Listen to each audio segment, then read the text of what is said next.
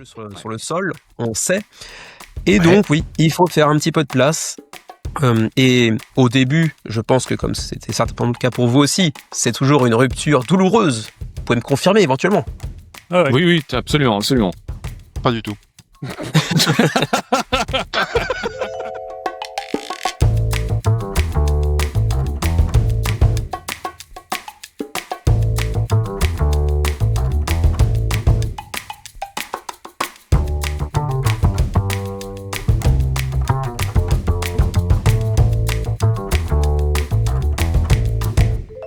Vous êtes autour du jeu, 28e épisode de votre podcast à retrouver sur la chaîne YouTube Nix ainsi que sur vos plateformes de streaming musical. Et pour cette nouvelle année, vous allez être sacrément gâtés puisque j'ai fait jouer toutes mes relations diplomatiques et consulaires pour réunir avec moi la crème des commentateurs internationaux. On commence par notre envoyé spécial au pays du soleil levant, Kevin de la chaîne des Ludovores. Salut Kevin. Il représente de son côté les territoires autonomes de Belgique ainsi que plusieurs marques de costumes hors de prix. On retrouve Alex de la chaîne des Jeux en Cravate. Salut Alex. Et enfin, pour m'accompagner en guise de caution rurale, j'ai une nouvelle fois le plaisir de recevoir Nils de la chaîne Jeux en Carton. Salut Nils. Alors j'ai une petite question là au débeauté que j'avais préparé en secret. Quel est le tout premier jeu auquel vous avez joué en 2026 ? Le premier, ça peut être à partir de 0h01. Hein. Konnichiwa, dozo, doko desu ka, Kevin-san. Je voudrais d'abord, moi, accueillir Kevin, qui il rejoint ce triptyque. Maintenant, c'est un triptyque. Alors c'est un peu lui qui t'accueille quand même, parce ça fait 2 ans qu'il est là quand même. Ouais, mais... Ah putain, ouais, mais le mec est déjà chez lui, sur le territoire. Ouais. C'est chez moi. Non, mais... dans la dernière vidéo, j'ai dit, ça doit rester chez nous ici. C'est vrai. Bienvenue Kevin, putain. Écoute, si tu connais pas les lieux, Kevin, fais comme chez toi. Merci de l'invitation, écoute, je me sens chez moi Alex, ça fait plaisir. Ouais, écoute, ça me fait plaisir, honnêtement. S'il y a quelque chose si t'as besoin d'un petit truc pour te détendre, tu me dis, hein, je connais le gars qui fait le montage et tout ça. Parce que Alex est très détendu, hein, pour ceux qui l'ont pas vu ou ceux qui nous écoutent en tout cas. Il est dans son lit parce qu'il s'en bat les steaks. Ah ouais. Donc il s'est vu une fois pour aller aux toilettes, je crois, et c'est à peu près tout. Oui. Depuis ce matin, et il est 14h. Voilà. On Heure le de dimanche. Belgique. Bon, Alors, du coup, ce si je réponds à ta premier jeu, question, qu'est-ce que c'était ? moi, je vais répondre à ta question. Premier jeu auquel j'ai joué, j'ai dû prendre la page MyLudo pour vérifier, c'est Critter Kitchen. Ok. Voilà, d'ailleurs, c'était la première fois que j'y jouais. J'avais pas joué. Je rattrape les jeux de 2025 que j'ai pas eu le temps de faire. Et ouais, c'était Critter Kitchen. Très sympathique jeu de chez Lucky Duck qui propose de jouer en simultané sur le fait d'acheter des ingrédients pour pouvoir confectionner des plats dans des concours culinaires. Et voilà, personnellement, j'ai bien aimé. Ok. Kevin ? Alors moi c'est un petit jeu japonais que j'ai découvert au Tokyo Game Market en octobre dernier, ça s'appelle Snope, et c'est pas du tout ma cam habituellement, parce qu'en fait c'est un jeu de pichenette. En fait tu vas avoir un petit disque de métal, tu dois attraper des petites clochettes de couleurs, et une fois que tu les chopes, tu les mets sur ton plateau, et ça déclenche un mécanisme de set collection. Plus t'as de la même couleur, plus ça te fait des points. Et j'ai joué avec Ah, c'est mon marrant, fils, ça. c'est super sympa. Ah, c'est marrant ça. Alex ? Et même moi, c'est le sujet de la vidéo, c'est mon Ah. sujet d'aujourd'hui, et c'est Dragon Eclipse. Mais c'était pas la première fois qu'il jouait en 2026. Non, On j'ai est triché d'accord. puisque j'ai commencé, j'ai fêté le réveillon, c'est comme ça qu'on dit, je ne sais pas, la nouvelle année en tout cas, en jouant à ce jeu. Voilà, mais j'en parle un petit peu plus tard dans la vidéo. Bien sûr, ouais. Et puis moi, il est derrière moi puisque je suis en train de tourner la vidéo qu'on parle. C'est Fourmi, mais je crois que Fourmi, Nils, tu l'as abordé il y a pas si longtemps, donc je vais pas spoiler ce que j'ai à en dire. Je sais ce que t'en penses. D'ailleurs, les gens doivent savoir ce que t'en penses. Ouais, la vidéo est sortie lundi dernier. Ouais. Mais je pense qu'on se rejoint à peu près. Donc au pire, si vous avez la flemme d'attendre ma vidéo, vous allez voir celle de Nils. Et j'ai l'impression qu'on est à peu près sur le même terrain. D'ailleurs, il a pas été, je dis peut-être une bêtise, mais pas nommé Diamant Lui. Je sais plus. Ah. crois, ouais. Je dis peut-être une bêtise. Attention, je vérifie. Attention, Attention, fake news, recherche quand même, en hein. direct. Attention, Ouais. Diamant d'or. Recherche en direct. Ah non, Pas du tout. pas du tout. Si, Fourmi, Voilà. non. Il me semble qu'il y Il était. est pas. Si, y est, Fourmi. Ah Oui, mais il a gagné ou il a été nominé, c'est pas Non, la même non, chose. nommé. Il a Ah, été nommé. nommé Il y a la 4 semaine ans, il dernière. a ils ont gagné fait. déjà. Non, Il y a cette 4 ans, semaine, il a ils ont gagné. ils ont fait les nommés à Diamant d'or cette semaine. Ok. Voilà. au top de l'information. Alors, la règle du jeu de ce format 4 joueurs d'aujourd'hui, 4 joueurs et plus, d'ailleurs, on sera peut-être même plus à un certain moment, ça va être que chacun va prendre le contrôle de l'émission pour animer la discussion sur un sujet d'actualité qu'il aura choisi, d'actualité ou moins d'actualité pour ce qui est d'Alex, puisque Dragon Eclipse ne date pas d'hier, mais c'est ton actualité à toi, en tout cas du moment. Mais alors, avant cela, et on vous l'avait promis avec Kevin, ça a été teasé partout, ça a été teasé sur l'excellent Discord de Nils, hein, le Discord de jeux en carton qui est un succès fou d'ailleurs, tout Paris s'y précipite. 1 million d'abonnés. 1 million en présence temps réel. Hein. C'est la fameuse affaire du tampon. Alors j'allais dire le tampon de Nils, mais je me suis dit Alex va faire une blague de merde avec ça, donc je vais pas le dire comme ça. Est-ce que alors pour c'est fait. Est-ce que pour ceux qui peut-être sont pas au courant, tu veux nous résumer un petit peu l'anecdote qui date qui remonte à l'année dernière, en fin d'année dernière? Ouais, c'est ça. Alors en fait, j'ai été contacté par un éditeur avec qui j'avais déjà travaillé pour présenter son jeu tout simplement. Donc comme ça se fait en fait comme toujours quoi. Est-ce que ça t'intéresserait, etc. Et en échange, la première chose qu'on m'a demandé, c'est est-ce que tu serais d'accord de signer une convention. C'est ça qu'ils appellent ça, une convention presse éditeur. Donc je dis moi, je sais pas ce que c'est que ce machin-là. Tu vois, c'est la première fois que j'avais à signer un truc pareil. Et finalement, je parcours la fameuse convention et donc clairement, quand j'ai lu le contenu, je dis non, moi ça m'intéresse pas, parce que la convention, elle mettait en avant plusieurs choses. Donc 2 choses, qui sont les 2 choses que j'ai retenues surtout. C'est le fait que déjà, premièrement, il fallait faire la review dans un temps inscrit, donc qui était de 6 semaines, peut-être 8, peut-être, je sais plus. Enfin bref, 6, 8. Il fallait que je fasse la review dans ce temps imparti, et que si jamais je le dépassais, j'aurais exceptionnellement peut-être le droit d'avoir un dépassement pour pouvoir faire cette review, ou alors de devoir dépassement de durée, ou alors de devoir renvoyer la boîte sinon c'est pas le cas. Et surtout, le deuxième point, c'est surtout que je n'avais absolument pas le droit de tirer un quelconque bénéfice de cette boîte de jeu que je recevais, qui est donc les fameuses copies presse, qui sont les copies qu'on envoie donc pour pouvoir. En gros, c'est des jeux qu'on reçoit sur nos outils de travail, quoi, pour pouvoir présenter le jeu. Il faut la boîte. Ce sont les copies presse. On ne les paye pas par définition, mais en échange, on produit un contenu. Et tu peux juste préciser pour les gens ce que tu appelles tirer un bénéfice, parce que concrètement, tu avais une traduction de ça concrètement. Alors le truc, c'est que on parle de tirer un bénéfice. Pour moi, la notion était assez floue dans la convention. C'est-à-dire que déjà, on n'avait pas le droit de le revendre. Donc clairement, tu peux pas retirer un bénéfice de cet argent. Mais si tu lis finalement dans les interlignes, tu peux dire tirer un bénéfice. Moi, par exemple, si je le propose sur mon Ko-fi, est-ce qu'on considère ça comme un bénéfice, tu vois? Parce que j'ai aucune obligation à faire des concours pour offrir les jeux, tu vois, sur le Ko-fi. C'est pas une obligation. Mais pour autant, on sait très bien que ça peut attirer d'autres personnes à venir pour pouvoir participer. C'est évident. Donc, est-ce que ça, c'est un bénéfice? Est-ce que le fait de gagner de l'argent en faisant des vues sur YouTube est-ce que c'est un bénéfice, tu vois? Donc, évidemment, là, on va chercher de l'indirect, mais bon, le sujet de base, c'est évidemment, ne vends pas ta boîte, tu n'as pas le droit de vendre ta boîte. C'est vraiment comme ça que je l'ai compris. Et sur le principe, je suis foncièrement en désaccord avec ça. C'est ce que j'ai expliqué. D'ailleurs, j'ai dit je ne signerai pas cette convention parce que je suis pas d'accord avec ce contenu-là. Je ne suis pas rémunéré pour faire cette review. C'est déjà ça aussi. C'est que si jamais j'avais reçu un chèque, ou je recevais un chèque en échange en me disant fais la review contre tant d'argent, mais je veux pas que tu rendes la boîte, à la limite, d'accord, pas de souci. Mais c'est pas le cas. J'ai jamais demandé d'argent pour ça. Donc du coup, je reçois cette convention, je refuse de la signer, mais malgré tout, on m'envoie quand même la boîte. Donc, ok, on m'envoie la boîte et on me dit, c'est parce que on s'entend bien, je trouve ça plus important que de signer une convention, etc. Donc, pas de souci. Ce que je ne savais pas, c'est que j'ai reçu la boîte, et la boîte, bizarrement, était déblisterisée, mais sur le dessous. C'est-à-dire qu'on a pris un cutter, on a coupé le blister sur le dessous. Et moi, ça m'est déjà arrivé, notamment avec The Breach chez Ludus Magnus Studio, parce que ils avaient eu un souci en usine où leur matos était moisi. Donc, ils avaient dû ouvrir leur boîte pour vérifier et mettre du produit pour, voilà. Donc, là, je le comprends. Mais là, je le comprenais pas. Et en fait, c'est quelques jours plus tard où je l'ouvre et je tombe sur ça. Pour ceux qui nous écoutent, un tampon, voilà. ouais. Un tampon, alors je le lis. Service presse ne peut être vendu. Jeu en carton. Exemplaire doté d'un charme. Vendez-le sur Vinted et tes G2D seront foireux à vie. Voilà ce qui est marqué dedans. Donc, c'est une manière. Tamponné, donc à l'intérieur de la boîte. Ouais, à l'intérieur de la boîte. Donc, c'est une manière humoristique de venir m'expliquer que ne vends pas la boîte. Donc, moi, ça me pose plusieurs soucis. pour finir de présenter, après je vous laisserai évidemment réagir. Ça me pose plusieurs soucis. Oui, parce que ça devient long, hein, Nils. Eh oui, évidemment, mais il faut bien que j'explique le contexte. On est bien C'est d'accord. important pour ceux qui sont pas au courant du truc, bien sûr. Et oui, évidemment, parce que c'est pas une affaire c'est pas un truc dramatique, hein, mais c'est juste sur le principe même.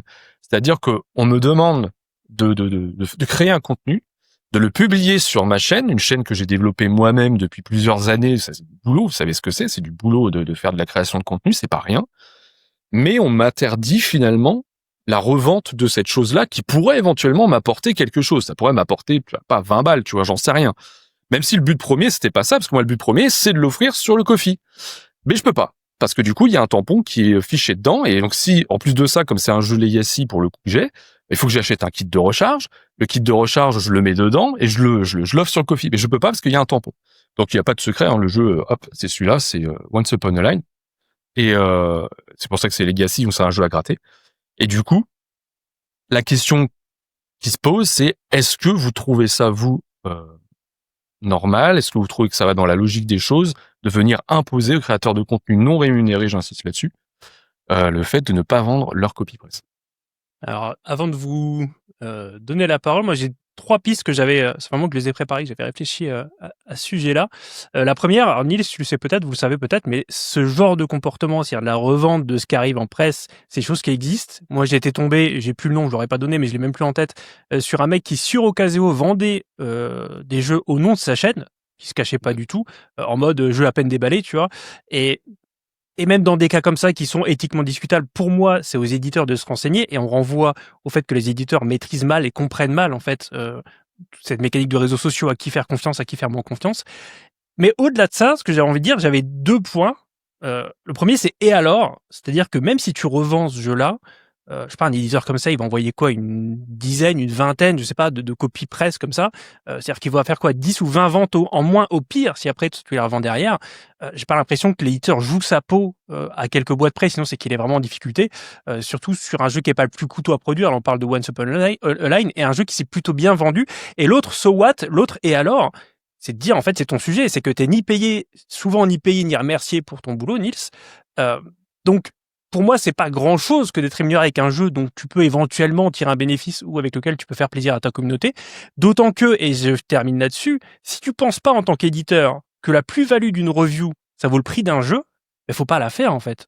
Faut pas si ça vaut pas 60, 70 balles, un pledge, j'en sais rien, la demande même pas, en fait. Voilà. Donc c'est ce que ça m'avait inspiré, c'est vraiment le et alors, qu'est-ce que ça peut faire que cette boîte soit vendue derrière, surtout si elle est traitée. Et je vois qu'Alex s'agite, donc on va vite lui donner la parole pour qu'il refasse une petite sieste après. Non, parce que c'est ça que je vais faire pendant la vidéo, moi. On avait dit. On doit avoir la poker face de Kevin tout à l'heure aussi. Accrochez-vous, hein, ça Oui, va arriver oui. en milieu d'émission. Oui. Hein. Je suis en train de chauffer Kevin parce que c'est lui le professionnel, normalement, des yeux qui tournent. Alors moi, je rebondis. Merci pour votre intervention sur ma chaîne. Non, mais moi j'ai pledgé le jeu Once Upon a Line. Et j'étais très surpris de le recevoir parce que j'avais complètement oublié que je l'avais pledgé parce que c'était un petit temps déjà. Hein. Ça a pris du temps à venir. Après, ça c'est pas grave parce que pour moi la qualité c'est le plus important que l'avoir vite en fait. Je voulais y jouer avant notre rencontre, j'ai pas pu à cause de mon sujet et de KDM. Mais donc moi j'ai pas le tampon, moi je vais revendre le jeu. Donc faut falloir que j'aille voir combien je l'ai payé. Non, je déconne, je vais y jouer évidemment parce que je suis fan de jeux Legacy. Mais par rapport à l'approche de l'éditeur du tampon j'avais vu d'autres vidéos qui parlaient de ça. Et c'est vrai que j'étais assez surpris parce que c'est quelque chose qui n'arrive pas dans le milieu de YouTube et des YouTubeurs. Pour moi, c'est une première. J'avais jamais entendu ça, jamais vu ça. Et pour moi, un contrat, tu le signes quand tu reçois des sous. Et donc j'étais assez surpris que quand tu fais une vidéo gratuite, en fait tu fais une promotion, qu'on te mette des conditions. Moi non plus, j'aurais pas signé perso. Je vais sûrement parler du jeu parce que voilà, je vais y jouer et je parle des jeux, mais j'aurais été très surpris comme toi, Nils. Donc je comprends ton ressenti. Mais par contre, t'as une boîte unique, donc ne te plains pas, vieux. T'as une boîte personnalisée à ton nom. Il y a écrit déjà en carton derrière. L'éditeur a quand même fait un tampon. Ouais, c'est écrit. Il y a écrit en carton. Ouais, alors c'est écrit au stylo. Évidemment, c'est écrit au stylo dessus. Ouais, mais ça vaut de l'or, ça, sur Ko-fi, hein. Ah bah, je La vais le boîte de garder, la c'est honte. pour là, c'est pour la postérité. Là. C'est Ah ouais, non, on n'y joue pas. Hein. Revends-le sur pas Vinted. trop tard, j'y ai joué. Non, mais ça m'empêchera pas. Par contre, ceci dit, ça m'empêchera pas d'en parler. Je parlerai du jeu, il y a pas de souci, mais c'est quelque chose qui je trouve, parce qu'après je laisserai la parole à Kevin parce qu'il n'a pas parlé le pauvre. Mais c'est quelque chose qui je trouve met en exergue finalement la vision qu'ont certains éditeurs de la création de contenu. On a l'impression d'être juste des gens qui sont là pour s'amuser. Pour le fric. Non, ou pour le fric en fait. Tu vois. Et en plus de ça, exactement, c'est que des gens pour s'amuser et des gens qui vont tirer profit de ça. C'est comme si on était des profiteurs, tu vois. Mais il faut quand même le taf que tu fais par rapport au coût d'une boîte. Faut quand même pas, faut doser quoi au bout d'un moment. Et qui n'apporte rien. Je reviens sur mon dernier point, qui n'apporte rien. C'est-à-dire qu'ils estiment que ça vaut même pas le prix d'un jeu que tu fasses une vidéo, ce qui est complètement fou. Kevin. Ouais, je trouve ça assez étrange d'avoir pris cette décision de manière unilatérale. Ça limite si t'avais prévenu à la base, comme t'avais pas signé le contrat à l'origine, c'est assez étrange d'ensuite faire ce move-là. Bon après, effectivement, comme le disait Alex tout à l'heure, c'est une copie un petit peu originale et unique. Est-ce qu'en soi, c'est pas une valeur ajoutée quand tu le revends, enfin quand tu le revends, mais quand tu le proposes en concours sur le Ko-fi par la suite, ça peut être un clin d'œil assez marrant.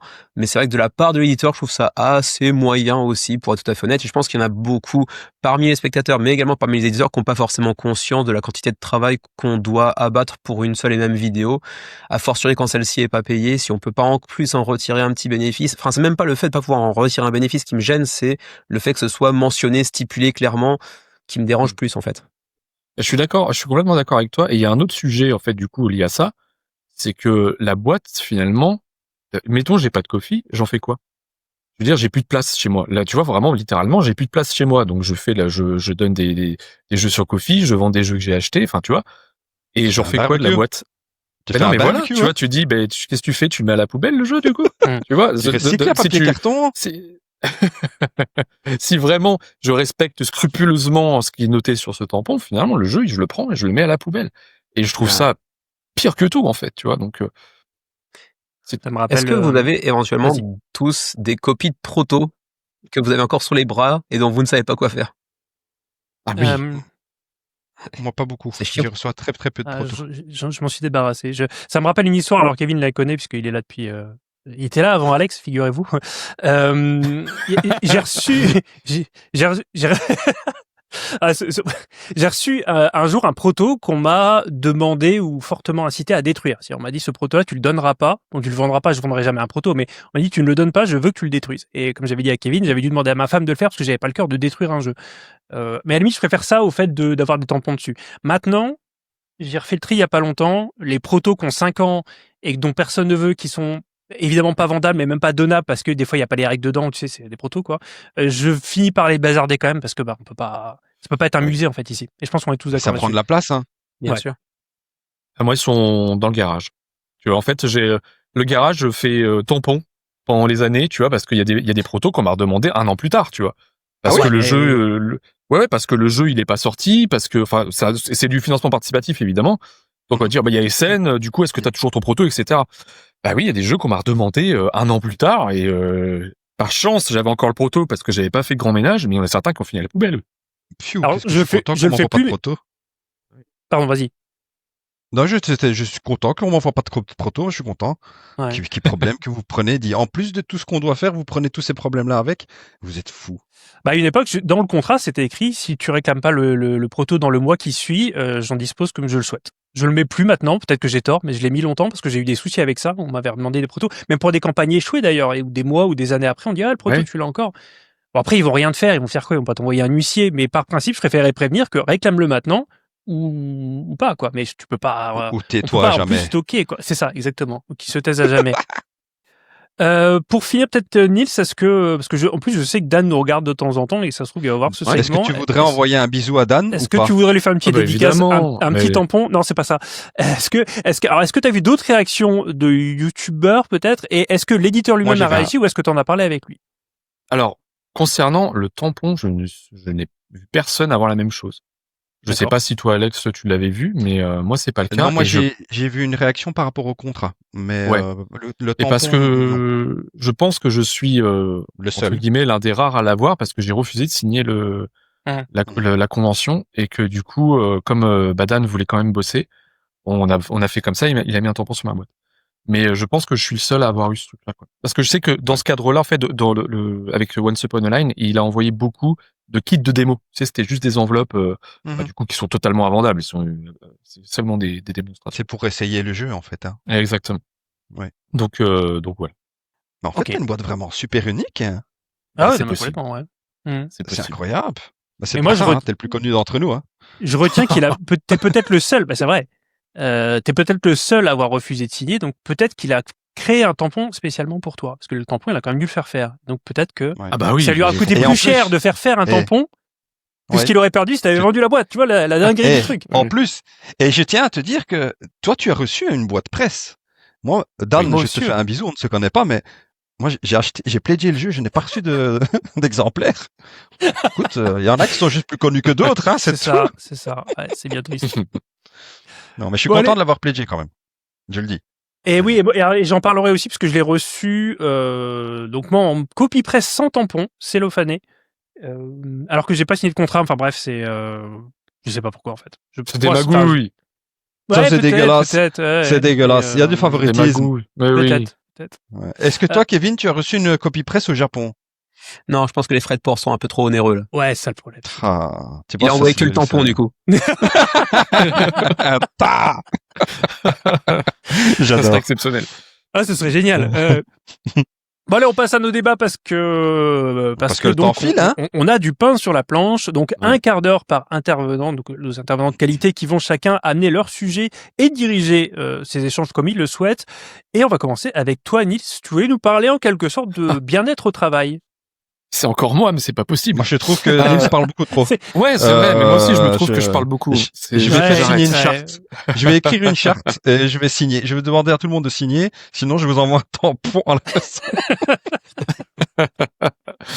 Alors, bon, on va faire plus court qu'avant, parce qu'il n'y a pas de contexte à donner, mais en gros, il y a une vraie question qui est une question à la fois pour les personnes qui écouteront ce podcast, mais aussi pour vous et pour les personnes qui créent du contenu et qui reçoivent justement ces fameuses copies presse.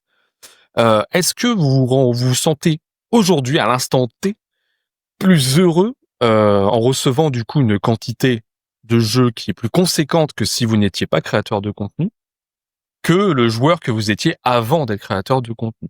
Est-ce que lorsque vous ne receviez pas de copie presse, est-ce que vous étiez plus heureux d'aller chez votre ludicaire favori, aller acheter votre boîte, etc., à jouer à votre jeu, que maintenant vous recevez des jeux de manière plus régulière?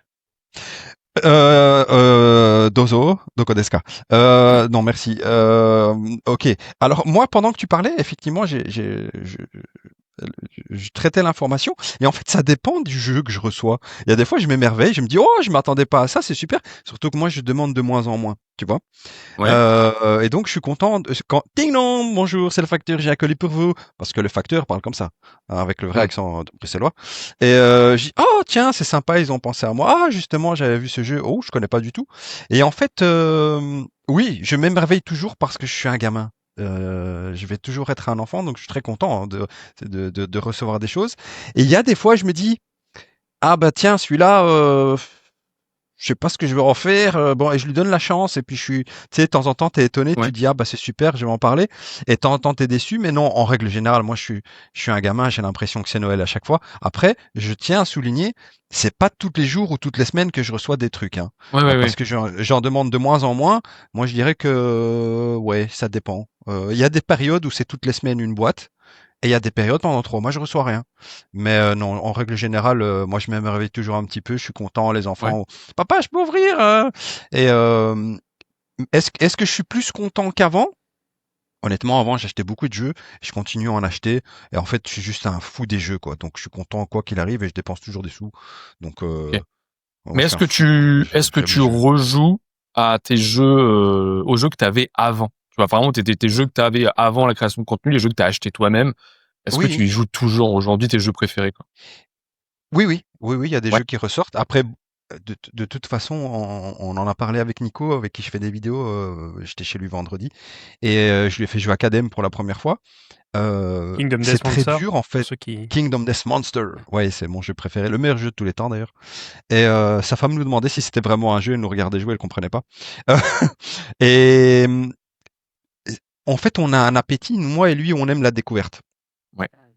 Mais de temps en temps, on se dit ben voilà, on va sortir un jeu et de toute façon, on n'a pas le temps de jouer. C'est comme je disais la dernière fois, les gens qui font 300 parties d'un jeu en une semaine, je les envie ou je ne les comprends pas, je ne sais pas, mais moi je peux pas jouer tous les jours à des jeux, donc mais si, quand j'ai envie de faire un side, je fais un side. Quand j'ai envie de faire un KDM, je fais un KDM. Quand j'ai envie de faire un Great Western, je fais un Great Western et voilà. Mais c'est vrai que depuis qu'il y a la chaîne, je fais moins de retours en arrière sur les jeux que j'aime vraiment, vraiment. Et c'est pour ça que je crois que pendant le déménagement, je veux vraiment faire un tri. Je crois que je vais même faire une vidéo pendant que je démonte la table et je vais dire voilà ce que je vais garder, ce que j'aime vraiment, vraiment. Enfin, ça me fera un sujet de vidéo rigolo et voilà quoi. Ok. Merci d'avoir posé la question. Ok, et toi, Nix, du coup? Moi, je suis certainement certainement être le plus pessimiste de vous quatre, parce que j'ai eu même une vraie crise existentielle vis-à-vis de ça en fin d'année dernière, entre le plaisir que j'avais à jouer et puis les problématiques de la chaîne, en fait. Alors déjà, je vais plus du tout en boutique. Quand j'ai commencé à baquer, je pense que chaque jeu, je l'attendais pareil comme une vraie une merveille, une surprise, quelque chose de. Tu sais, en 2019, je crois que c'était 2019 que je passais des concours à ce moment-là. La page Fields, qui était le deuxième jeu Awakened Realms que j'avais baqué, mais le premier que j'ai reçu finalement. Je dis pas que je la regardais tous les soirs, ce serait exagéré, mais j'étais au moins une fois par semaine en train de revoir la page en me disant mais ça va être tellement génial et tout. Et à l'époque, chaque réception était vraiment une fête. Et c'était tellement nul. Arrête. Non. Non, on revient sur Awakened Realms plus tard. C'est un sujet compliqué, Etherfields pour moi. Alors j'ai toujours la hype des campagnes. Quand je fais des vidéos avec Kevin, derrière je pledge 4 trucs, tu vois. Donc ça m'excite toujours autant. Mais en fait, j'ai envie de comparer ça aux consoles craquées.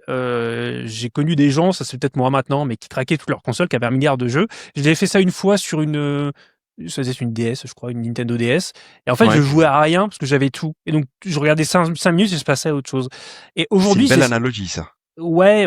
Alors, je reçois pas autant de jeux de société que j'avais de jeux sur ma DS, mais aujourd'hui, il y a déjà quand je reçois un jeu, il y a la problématique de la place déjà. C'est où est-ce que je le mets? Et on y reviendra tout à l'heure avec le sujet de Kevin. Où est-ce que je le mets? Ensuite, est-ce que j'en parle en vidéo?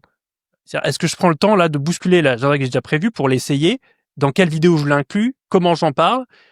Et puis derrière, on a une problématique on parlait des protos non récupérés. Il y a aussi des jeux qui sont invendables ou indonnables, parce qu'ils sont trop niches, parce que aucune des assos autour de moi n'en veut. C'est souvent des assos qui donnent ça à des écoles, tu vois, donc tu peux pas tout donner.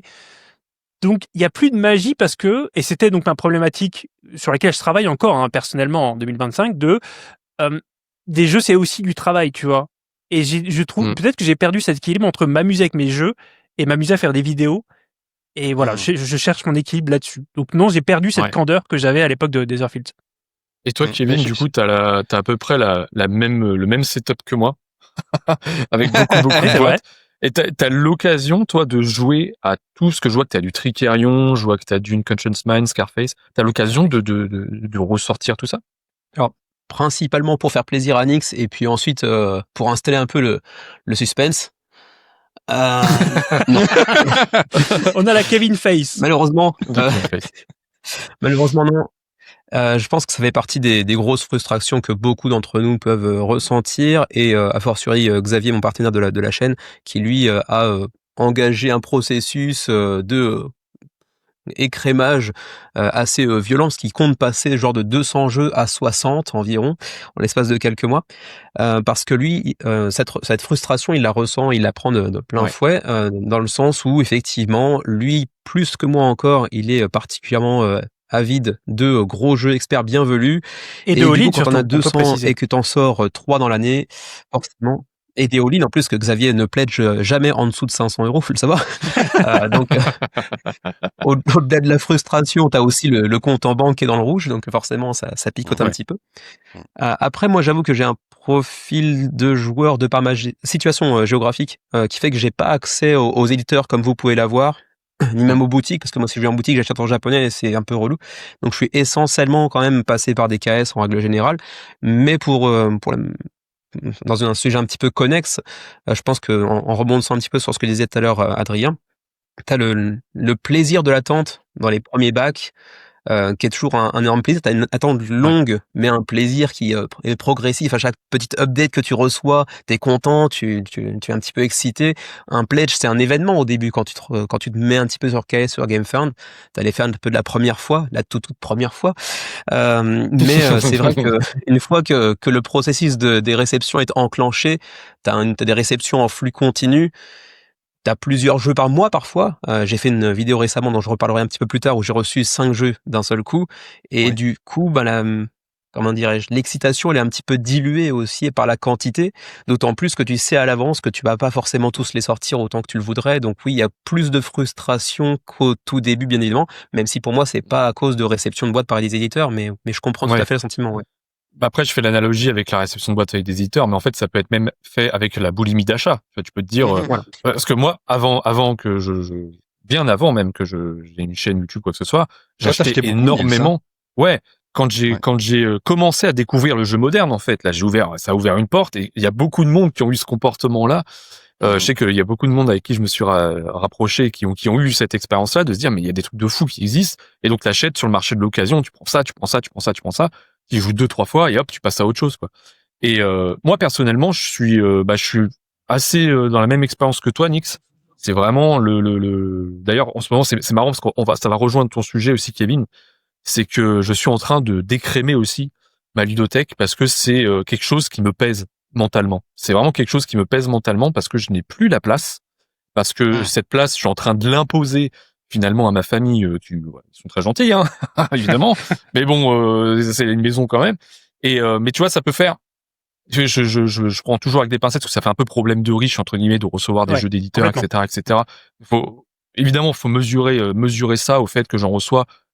Des jeux que je reçois des fois que je n'ai pas demandé, faut que on crée du contenu dessus. Je fais des vidéos où je parle de 5 jeux par semaine, donc nécessairement il y a un flux tendu en permanence, plus tout ce que j'ai backé, plus que j'achète d'occasion parce que je reçois c'est de la sortie boutique, mais ce que je kiffe c'est les grosses boîtes comme Alex, hein, c'est les grosses boîtes comme ce que t'as derrière toi Kevin, c'est vraiment ça qui me fait kiffer quoi.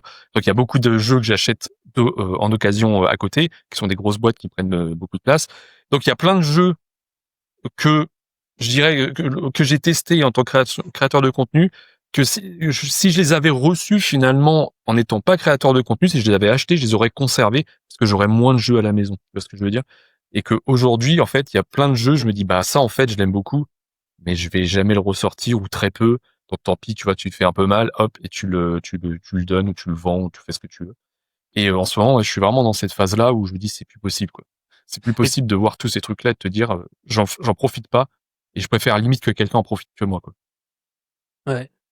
Toi qui es un peu le pouls de la nation avec ton Discord, est-ce que je pense pas que ce soit un problème de riche dans le sens où moi, en tout cas, dans ma communauté, les gens qui me font l'honneur de commenter mes vidéos, on ressent beaucoup cette Kickstarter fatigue qui est pas propre à ceux qui reçoivent des jeux entre guillemets gratuitement ou des copies presse, mais aussi des gens qui ont backé, comme peut-être nous tous, à foison à une époque et qui aujourd'hui sont à la fois un problème de place, je pense que c'est toujours vrai, mais aussi un problème d'usure de j'ai trop de trucs et le cerveau est programmé pour, je sais pas, t'as plus cette excitation des premières fois. Donc je pense que toi aussi, dans ta communauté, tu ressens ça. Ah, complètement. Et puis tu sais, tu faisais l'analogie avec les cartes piratées, les jeux vidéo, mais en fait c'est la consommation Netflix du jeu de société, quoi. Exactement. T'es devant ta chaîne, tu regardes tout, et puis en fait tu choisis rien parce que tu choisis rien. Tu scrolls. Exactement. Et je me souviens pour le coup quand j'étais gamin, vraiment quand j'étais gamin, j'avais genre la PlayStation 1, j'avais 5 jeux dessus, quoi. J'avais 5 jeux dessus et je m'éclatais dessus, tu vois. Plus que ce que je m'éclate maintenant, tu vois. Jusqu'à ce que tu mettes, jusqu'à ce que tu aurais trouvé le truc du cure-dent et que tu pouvais mettre des jeux piratés. Mais tu sais, pour finir sur mon analogie avant de donner la parole à Kevin, il y a beaucoup de gens qui disent, des puristes qui disent que la mort du jeu vidéo a commencé quand il y a eu des tutoriels dans les jeux vidéo. Et regardez ce qu'il y a dans les jeux de société aujourd'hui. Vous avez des tutoriels parce que les gens n'ont peut-être même plus le temps d'apprendre des règles, de prendre le temps il faut être lancé tout de suite et il faut consommer très vite. Vas-y, Kevin. C'est intéressant.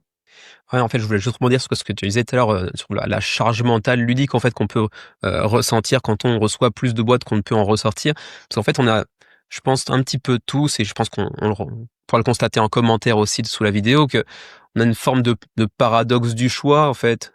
Plus on a de choix, plus on se dit j'ai des potentialités infinies dans ma ludothèque à découvrir, etc.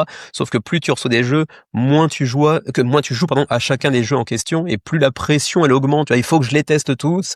Tu te retrouves à jouer à une fois, 2 fois à chaque jeu, ce qui est pas forcément quelque chose de très souhaitable, surtout quand t'aimes bien des gros jeux comme ceux-ci, où tu sais très bien qu'il faut jouer 4, 5 fois pour vraiment commencer à gratter un petit peu la surface. Donc en fait, c'est vraiment ultra culpabilisant envers soi-même, tu vois, c'est vraiment frustrant. Et ouais, à force de recevoir trop de jeux, on n'attend plus tellement de jeux, on attend de trouver le temps de pouvoir éventuellement les sortir, mais il y a vraiment cette frustration qui s'installe avec le temps, et je pense que moi aussi, un peu comme Xavier, peut-être pas de manière aussi extrême, je vais forcément m'attacher un petit peu à écrémer un petit peu, parce que je suis à 5 par 5 de Kallax et c'est tout. Je peux pas faire plus, je suis pas dans une maison, je suis dans un appart, c'est une galère pas possible. Je crois qu'Alex, il a envie de rebondir. Oui. Le signe a été compris. C'était pas pour stopper Kevin, hein. C'était vraiment pour dire que j'ai envie de dire un truc, quoi. Moi, j'ai pas cette charge mentale que vous avez, vous. Moi, en fait, je me dis jamais, oh là là, il faut que je joue à ce jeu-là. Nico, il a ça. Donc mon pote avec qui je fais les vidéos, il a ça, il a dit, il faut qu'on joue à ça, Alex, tu l'as reçu, il faudrait qu'on joue et puis qu'on en parle en vidéo. Et je dis, ben non. Ouais, mais peut-être que lui, il est professionnel. Ouais, ça c'est vrai. Une éthique. Lui, c'est un gars sérieux. Déjà, il est ingénieur. Bon, et il a pas de pull le meilleur papa, tu vois.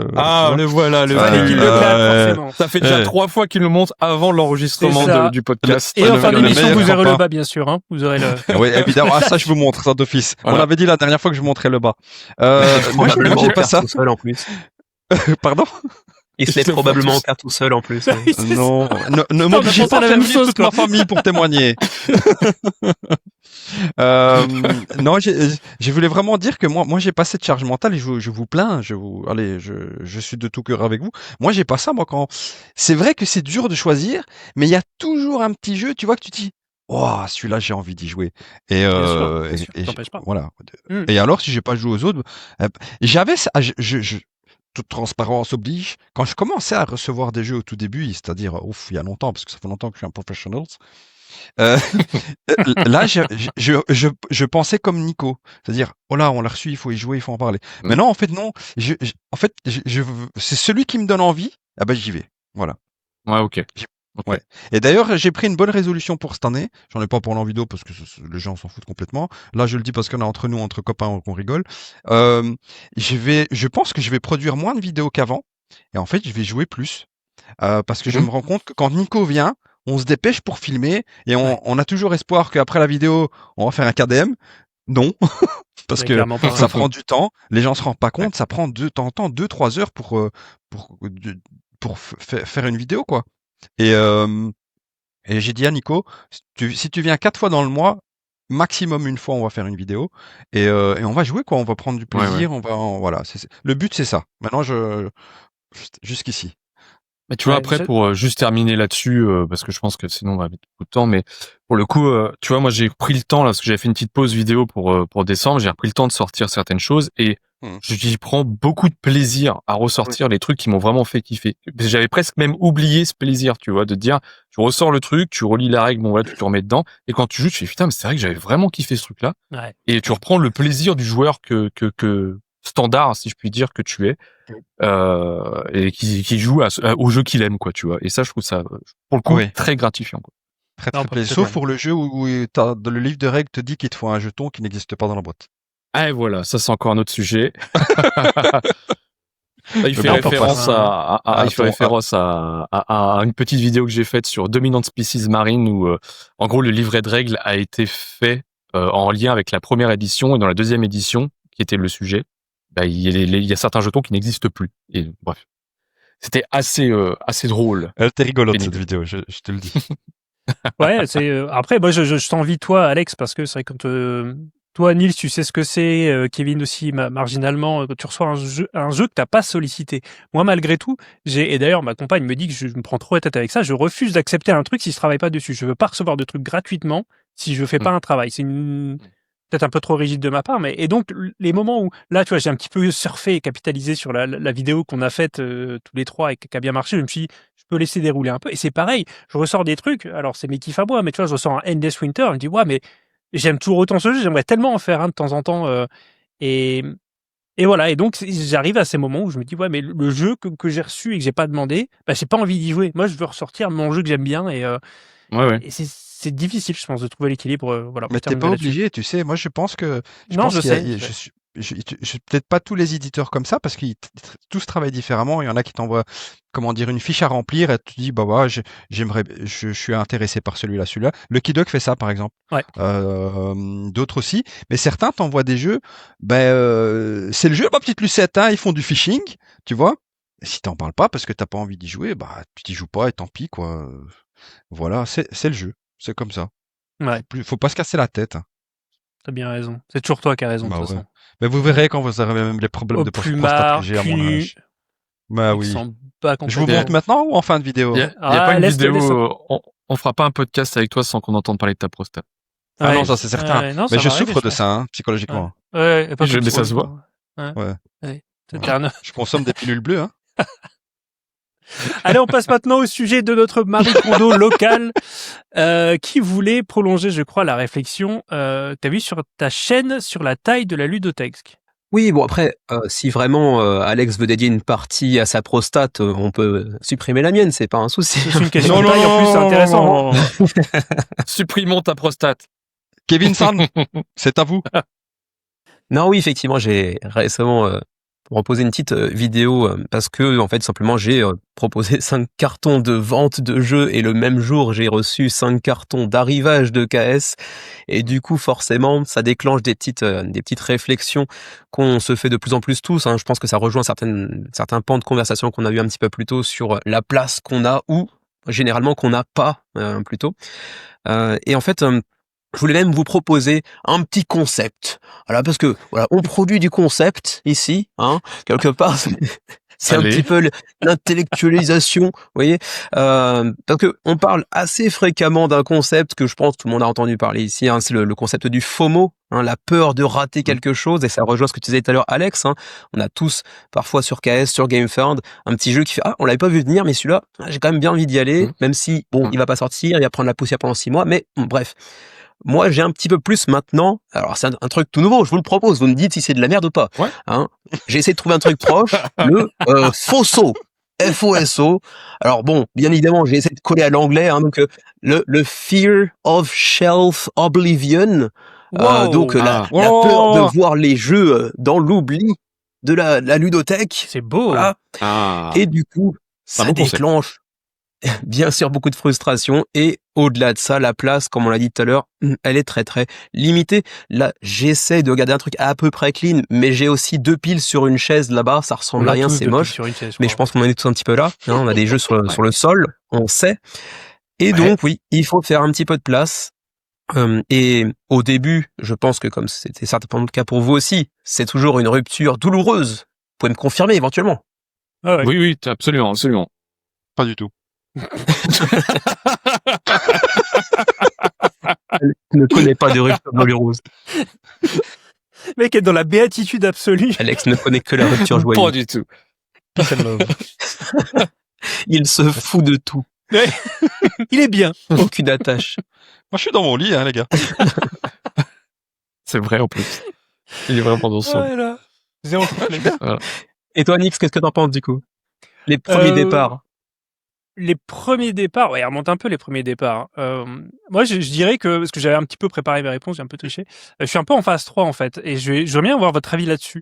Peut-être pas Alex, du coup, sans ironie, je sais pas si t'en es là.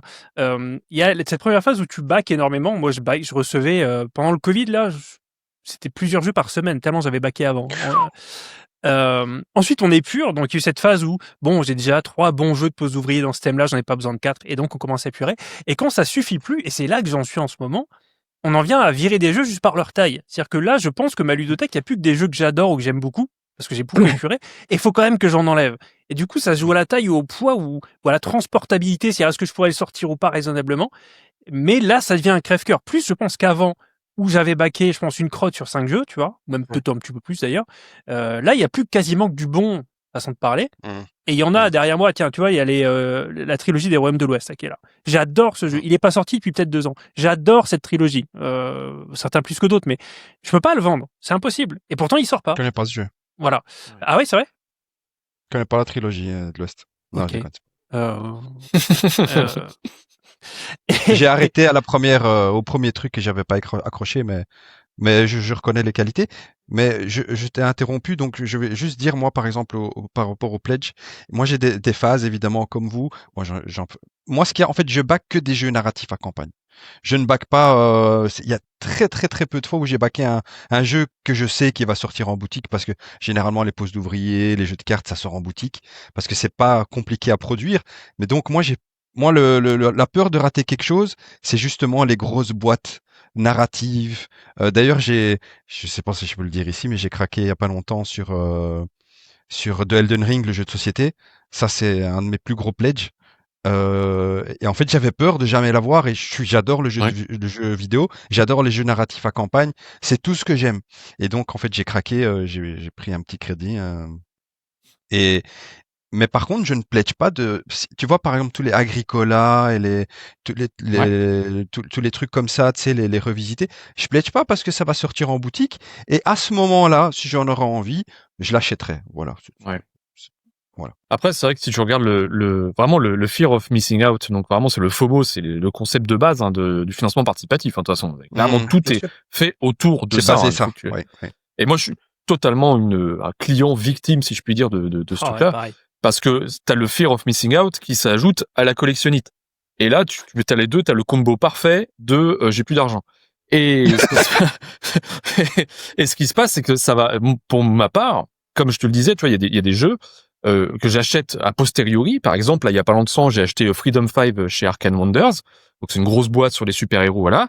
Bah, s'il me manque une extension, je vais aller la chercher sur Vinted, je vais aller la chercher sur Ocaseo, je vais essayer de la retrouver, tu vois, je vais essayer de voir si elle existe encore, tu peux encore l'acheter chez l'éditeur. Donc ça en est à ce point-là, tu vois, c'est vraiment le point de se dire, bah, même si après coup, t'as pas pledgé, il te faut tout. Il te faut tout parce que t'as peur de louper quelque chose. Et Kevin, tu voulais ajouter quelque chose. est-ce que à tout hasard, parce que je peux avoir ce problème que je vais évoquer, tu me diras si c'est ton cas également.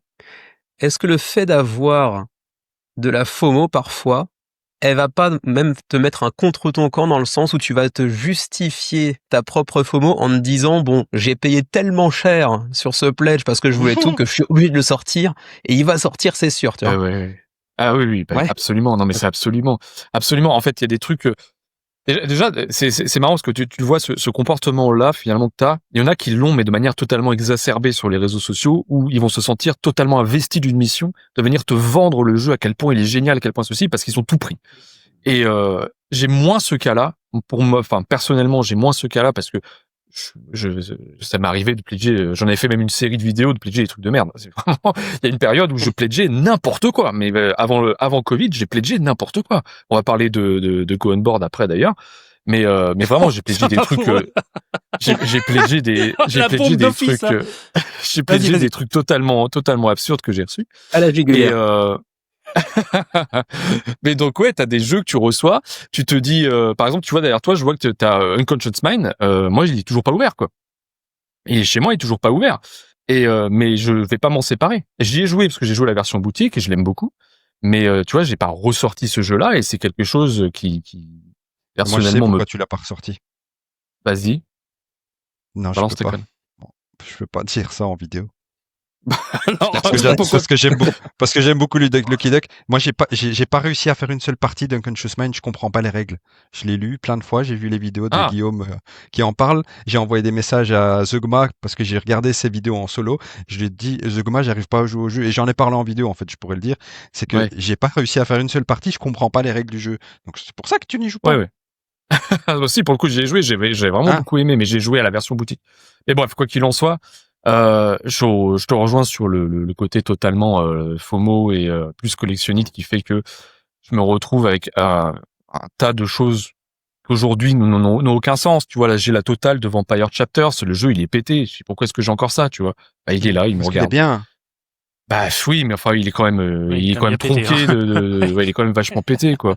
Mais tu vois, juste pour finir là-dessus, avant que je prenne trop la parole, moi, il y a un moment où, tu vois, quand tu disais, Nix, toi, t'étais en phase 3, où tu dis, c'est bon, là, maintenant, je suis carrément en train de vendre des jeux qui prennent trop de place. Et moi, le vrai moment où j'ai commencé à vendre des jeux, c'était la première grosse période de solde de 2021.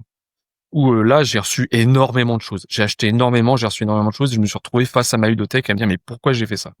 Et là, j'ai commencé à vendre un petit peu. Et au fur et à mesure, finalement, j'ai un peu formé ma ludothèque avec ce que j'aime, en enlevant les choses qui étaient assez ok, voilà, mais que je conservais, pour vraiment garder le cœur de ce qui me plaît, quoi. Bon, je saisis la parole avant que quelqu'un d'autre la prenne. Juste, je voulais rebondir là-dessus, parce que tu m'as, Nils, tu m'as rappelé une époque, quelque chose que j'avais presque oublié. Il y a une époque où moi aussi, quand je loupais des campagnes, parce que en 2017-2018, j'étais pas je savais pas trop comment m'informer, tu vois. Donc parfois, je loupais des campagnes et j'allais trouver le jeu en boutique ou en occasion, et j'allais rechercher en occasion tous les add-ons et les machins. Je ne voulais que des all-in que je reconstituais, puis quitte à racheter des trucs en double, j'étais complètement fou. Et c'est là qu'on voit le chemin qu'on a fait, ou à quel point on revient de loin. Puisqu'aujourd'hui, je vais avoir des jeux qui vont plutôt générer de la tristesse. Vraiment, je suis légitimement triste quand je vois certaines boîtes, alors, on les voit pas là, mais de jeux que j'adore, donc que je mets en évidence, et tous les jours où je les vois et je peux pas les sortir, finalement, je suis plus triste qu'autre chose. Et c'est contre-productif. Donc moi aussi, je suis tu vois, j'ai Marvel Champions. Alors si t'es victime de FOMO, tu vois, j'en ai pour plus de 1000 euros de Marvel Champions. Il y a un champion qui sort tous les mois, je crois, un truc comme ça. C'est une folie. Oui, j'en ai pour plus de 1000 euros. Mais ça me rendait malheureux, comme tu sais, certains, alors c'est peut-être aussi propre à moi, hein, des joueurs compulsifs qui sont malheureux, des joueurs de poker qui sont malheureux, c'est peut-être cette forme aussi de compulsion qui te rend pas heureux parce que tu es toujours en train d'en vouloir plus ou de compenser quelque chose, je sais pas. Ouais. En tout cas, j'ai compris que c'était pas la méthode pour moi. Marvel Champions, je l'ai vendu. Et je fais très attention maintenant à pas m'infliger, en fait, cette espèce de, tu sais, de côté gargantuesque, cette espèce de gloutonnerie, là, qui m'apporte rien, finalement. Ouais. Moi, j'ai eu la même chose avec quand j'ai commencé à faire du Games Workshop, du Warhammer. Ah ouais. Et là, on est en train on va déménager bientôt, donc on a acheté une nouvelle maison, on a vendu la nôtre, et je reçois tous les mois, j'ai pris l'achat de collection pour, tu sais, pour recevoir la totale, quoi. Et ma femme me dit, t'as vraiment besoin de ça? Et à chaque fois qu'elle me dit ça, elle me dit, mais en fait, est-ce que j'en ai vraiment besoin? Et à chaque fois, je me dis, je vais résilier mon contrat parce que j'ai tellement de boîtes déjà, des starters auxquels j'ai pas joué. En connaissance de cause, parce que je veux pas les déballer, je veux pas les monter, les peindre avant de déménager, parce que je veux pas casser les figurines, parce que j'aime vraiment bien. Mais en fait, oui, c'est vrai que quand on s'accroche à un truc comme ça, c'est plus contre nous-mêmes qu'on doit se battre, et il faut être juste réaliste.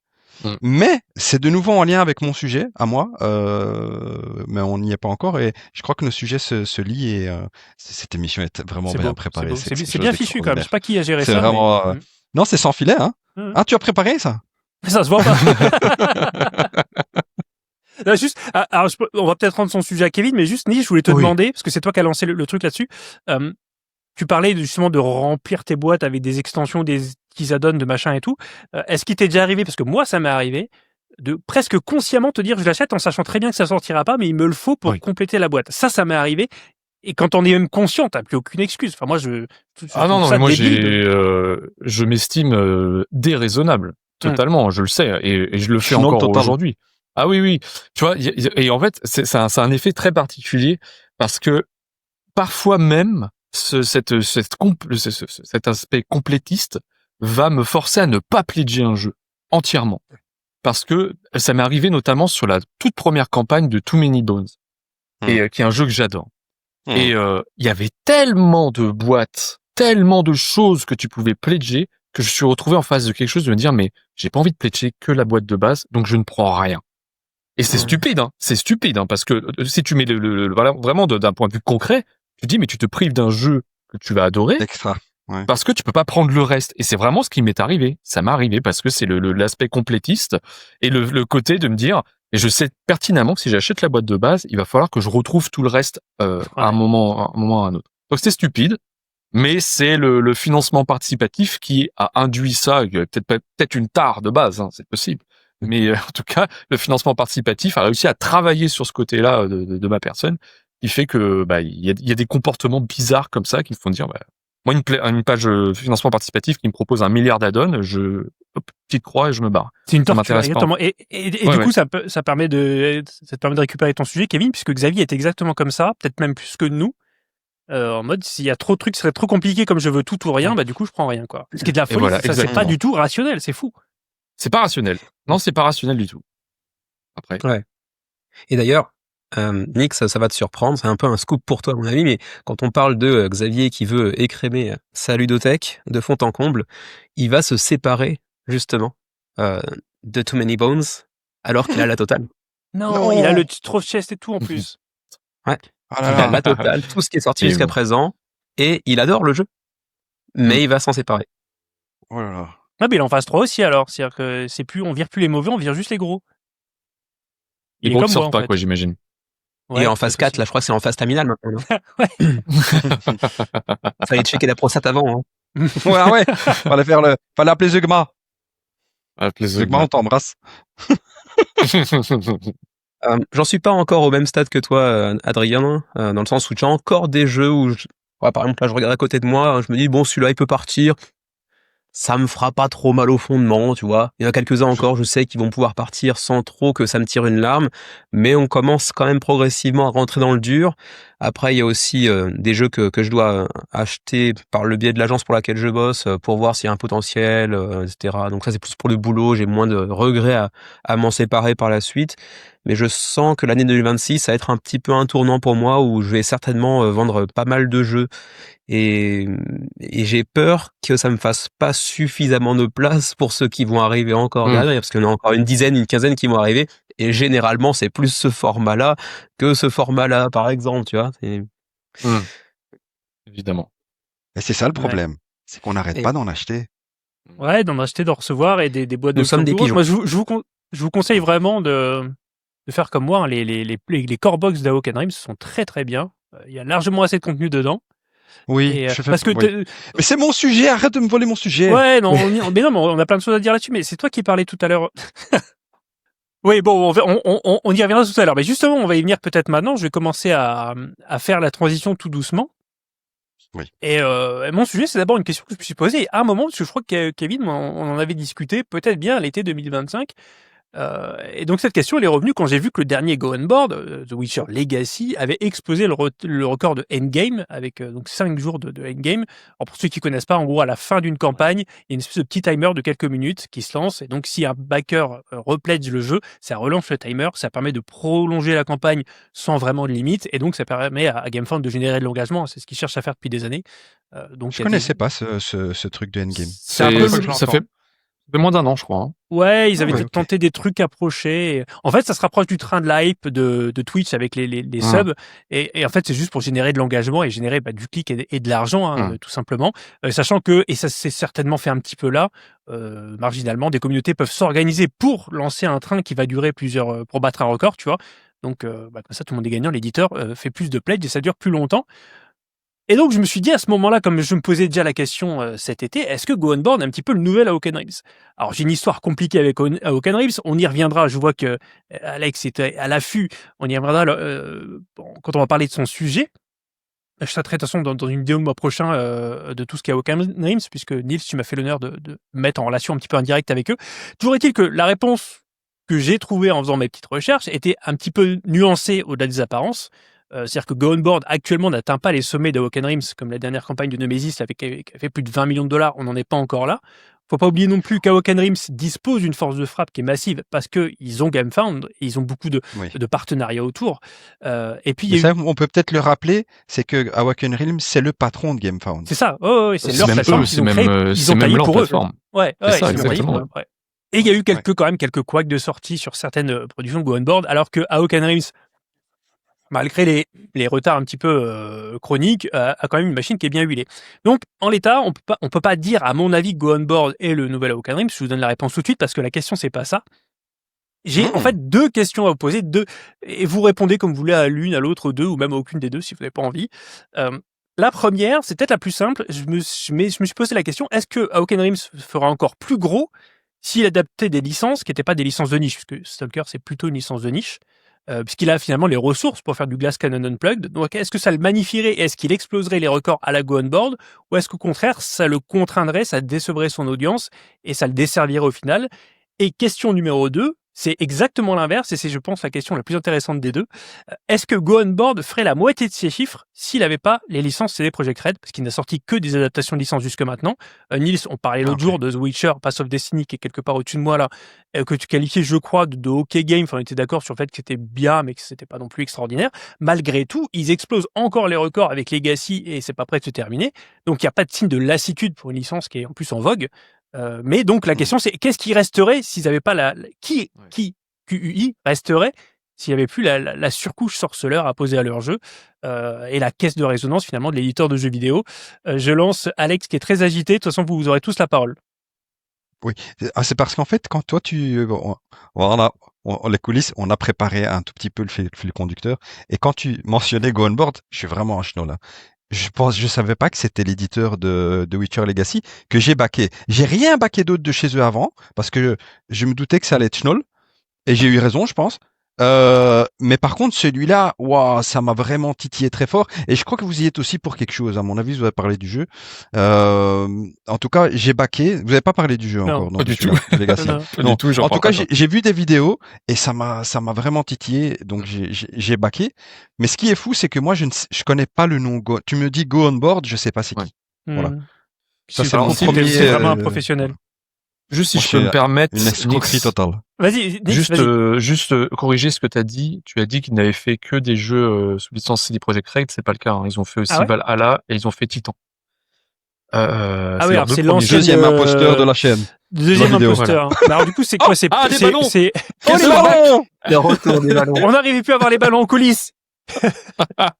Et c'est quoi? C'est antérieur à Old World? Ouais, moi du coup je peux t'en parler parce que j'avais pledgé les deux moi. Vas-y, ouais. Leur tout premier jeu. Alors déjà, ce qu'il faut savoir, c'est que Lukas Wozniak, qui est donc l'auteur quasi unique de tous les jeux Go On Board, c'est un ancien influenceur polonais. Et donc il a lancé à l'époque, c'était un jeu qui s'appelait Valhalla, qui devait dater, la campagne doit dater de 2018, quelque chose comme ça. Un truc que j'avais pledgé. Après, donc c'était un jeu qui est totalement OK game, mais surtout le truc qui se desservait, c'est qu'il y avait, on peut pas dire autre chose, c'était du foutage de gueule vis-à-vis des langues qui n'étaient pas anglaises, puisque tu avais des kits. Tu sais, c'est ce qui se faisait beaucoup pré-Covid, on faisait des kits de traduction qu'on envoyait.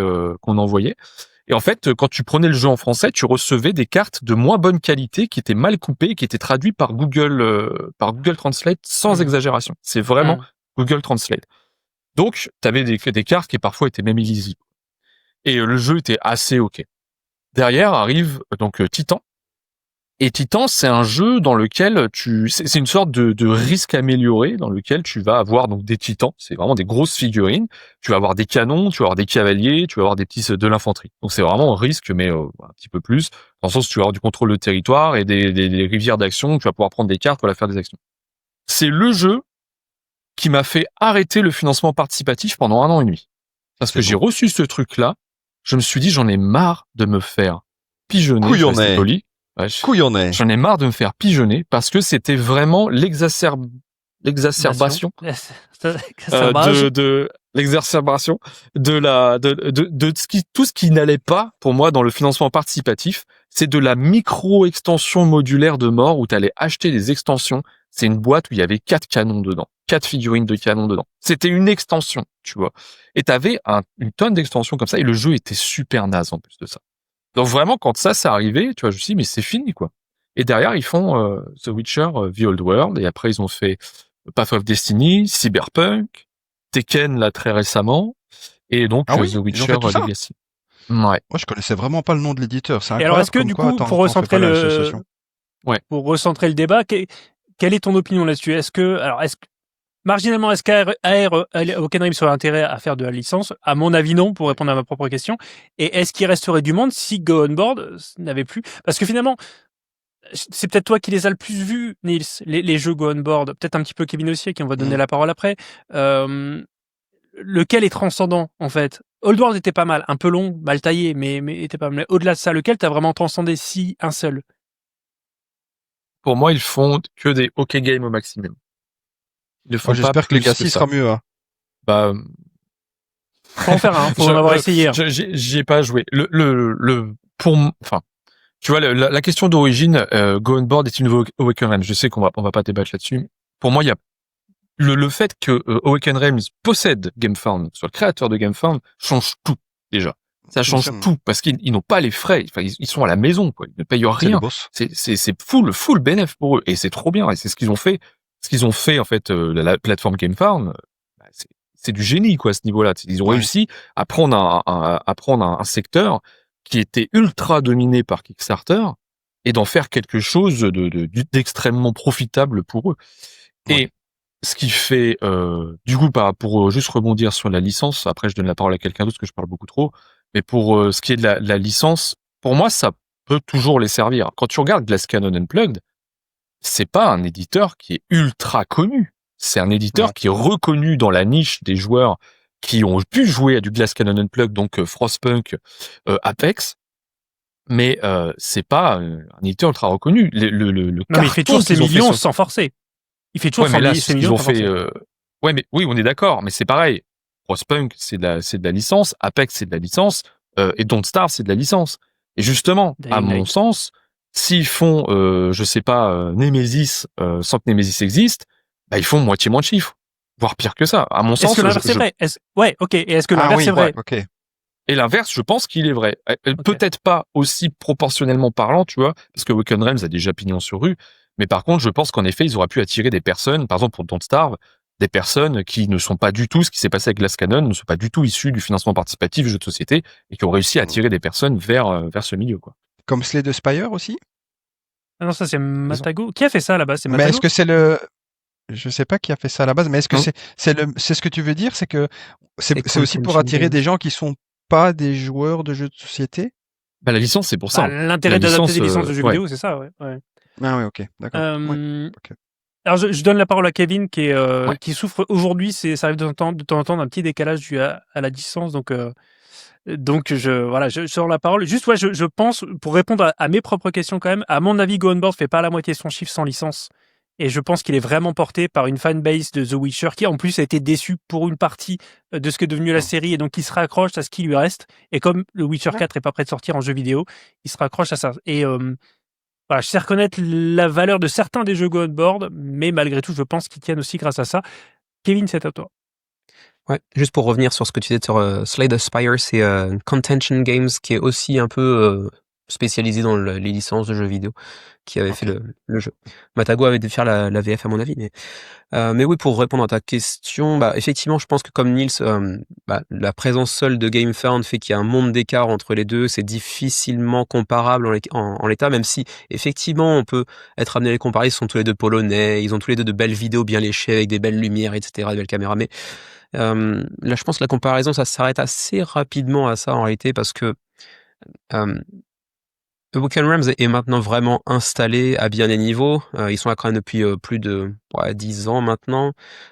Et je pense qu'ils n'ont pas besoin de licence, de IP. Et actuellement, je me demande même si pour eux, il y aurait peut-être même pas plus de risques à en prendre une que de récompenses potentielles. Ça pourrait tout à fait marcher, hein. Ils ont la force de frappe pour, ça dépend de la licence qu'ils choisiraient aussi. Mais je pense qu'en l'état, ils en ont pas besoin et que c'est peut-être même plus risqué qu'autre chose.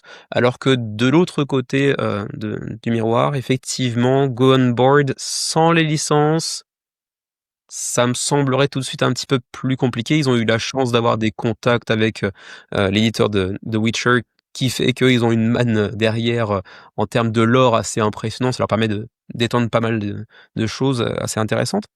Mais j'ai jamais joué à un de leurs jeux jusqu'à maintenant, donc j'aurais des difficultés à les juger là-dessus. Mais je pense très clairement que s'ils n'avaient pas les licences Witcher, entre autres, derrière eux, ils feraient certainement pas la moitié de ce qu'ils ont déjà actuellement réussi à faire. Ouais. Alors qu'ils ont, on peut leur reconnaître une qualité de prod de manière générale.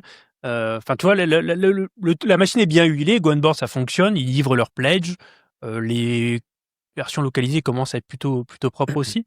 Et ils étaient attendus au tournant par la suite. Et finalement, je les ai plus sentis sur l'économie et sur l'entretien que sur la vraie innovation, même en termes de mécanique, hein, même si, pour moi, Cyberpunk, d'ailleurs, je l'ai pas mal taillé. J'étais assez tiède dessus, il est pas du tout révolutionnaire. Tekken, ça va, mais il reprend des mécaniques qui existent déjà. Et The Witcher Legacy, alors là, je parle sous le contrôle des plus experts d'entre vous à qui je vais redonner la parole. ça reste une espèce de dérivatif d'Old World, c'est-à-dire du The Witcher narratif, c'est ça? Un mélange d'Old World et de Path of Destiny, je sais pas. Bah, Nils, peut-être que t'as c'est un... Ouais. bah, alors pour le coup, moi j'ai survolé. Peut-être qu'Alex il parlera plus de The Witcher Legacy qu'il a pledgé du coup. Non, Ah pas oui, du oui. tout. Il a Ah, il sait pledgé pas pourquoi il a complètement au pledgé, hasard. non. Il est Non, tombé non, sur sa je souris. sais plus. Je sais plus, j'ai cliqué. Alors, du coup, par rapport, pour rebondir là-dessus, je vais juste revenir sur les chiffres du coup de leur campagne précédente pour te dire à quel point The Witcher les a portés. C'est-à-dire que sur Valhalla, ils ont fait 280 000. Alors, je l'ai en livres. Mettons 200 000 euros sur Valhalla. Sur Titan, ils ont fait que 150 000. Donc ils étaient en perte par rapport de le premier projet, second projet, a moins porté que le premier.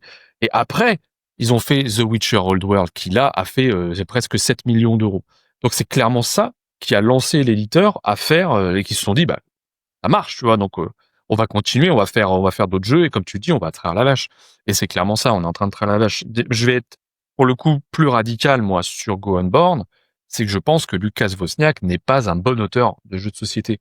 C'est un auteur qui sait adapter voilà comme il peut avec ce qu'il peut.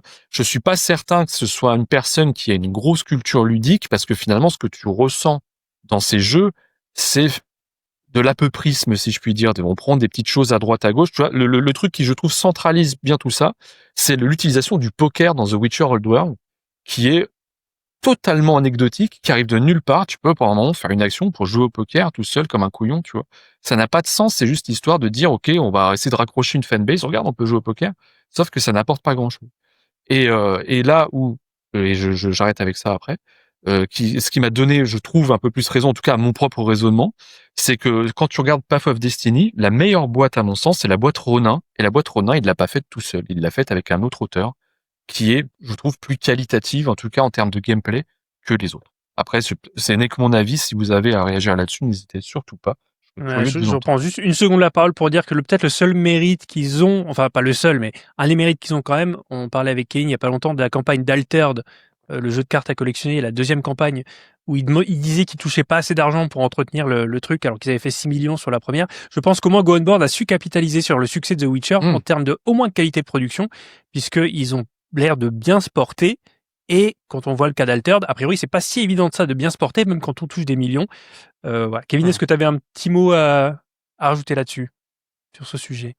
Sur Go On Board, non, pas spécialement, parce qu'encore une fois, n'ayant testé aucun de leurs jeux jusqu'à présent, c'est un petit peu difficile de me positionner. J'avoue que Old World, à l'époque, m'avait quand même attiré un petit peu, aussi parce que j'avais beaucoup aimé Witcher 3, comme beaucoup de gens en jeux vidéo. Path of Destiny, un petit peu moins, même s'il y a toujours cette très belle DA et la licence qui marche bien évidemment. Mais non, c'est pas un éditeur qui m'attire outre mesure, et généralement, les quelques retours que j'en entends sont pas non plus dithyrambiques, c'est souvent soit mitigé, soit même plutôt négatif, donc je préfère ne pas trop m'en approcher. Peut-être que je suis dans le déni, Moi, hein, vis-à-vis de ce que... Excuse-moi, Alex. Non, je vous en prie. Je suis peut-être un petit peu dans le déni, et Nils, parce que ce que tu dis, en fait, je suis d'accord avec, mais j'ai peut-être du mal à me le dire, soit parce que je les ai soutenus et backés pendant longtemps, soit parce que, tu sais, il y a un peu de méthode Coué quand même, hein, ça va avec le FOMO finalement, hein, de se dire, mais c'est bien parce que je l'ai. Et donc peut-être que oui, là, tu poses une froide vérité que j'ai peut-être un peu plus de mal à accepter. Alex, D'autant excuse-moi. plus que moi, The Old World, je l'avais apprécié à 2 joueurs, par contre. Je le trouve beaucoup Exact, trop long. à 2 joueurs, pas plus, ouais. Je l'ai apprécié à 2 joueurs, mais parce que je me suis raccroché à la licence. Je me suis raccroché aussi au fait que j'ai joué avec une personne qui a apprécié le jeu aussi, qui fait des fois, parfois beaucoup sur le fait du ressenti, parce que le jeu est assez long, mine de rien. Et j'ai raccroché des choses, étant un grand fan de The Witcher 3 notamment, et de tous les jeux dits aux The Witcher. J'ai raccroché des choses qui me parlaient, tu vois. Mais si tu transposes ça, c'est ce qui généralement faut se dire, c'est transposer ça sur un jeu, bah comme Oaken Realms, tu vois, qui créerait une nouvelle licence, un nouveau quelque chose. Est-ce que tu prendrais autant de plaisir? Je ne pense pas. Désolé Alex, je te Alex, laisse tu la peux parole. enchaîner avec ton sujet après. Non, pas de problème. Moi, j'avais je voudrais rebondir sur 2 choses que tu as dites, Nils. Go On Board, les 2 premières licences qu'ils ont fait, les 2 premiers jeux, ils sont fait payer en livres. C'est normal qu'ils ont pas fait beaucoup d'argent. Ils ont compris plus tard que en euros, ça rapportait plus de moula. La deuxième chose, c'est que l'auteur apparemment s'appelle Wozniak de son nom de famille. Ma cousine par alliance s'appelle Agatha Wozniak. je vais devoir lui en toucher un petit mot. C'est peut-être un de ses cousins, puisqu'elle est La polonaise famille. aussi d'origine. Voilà.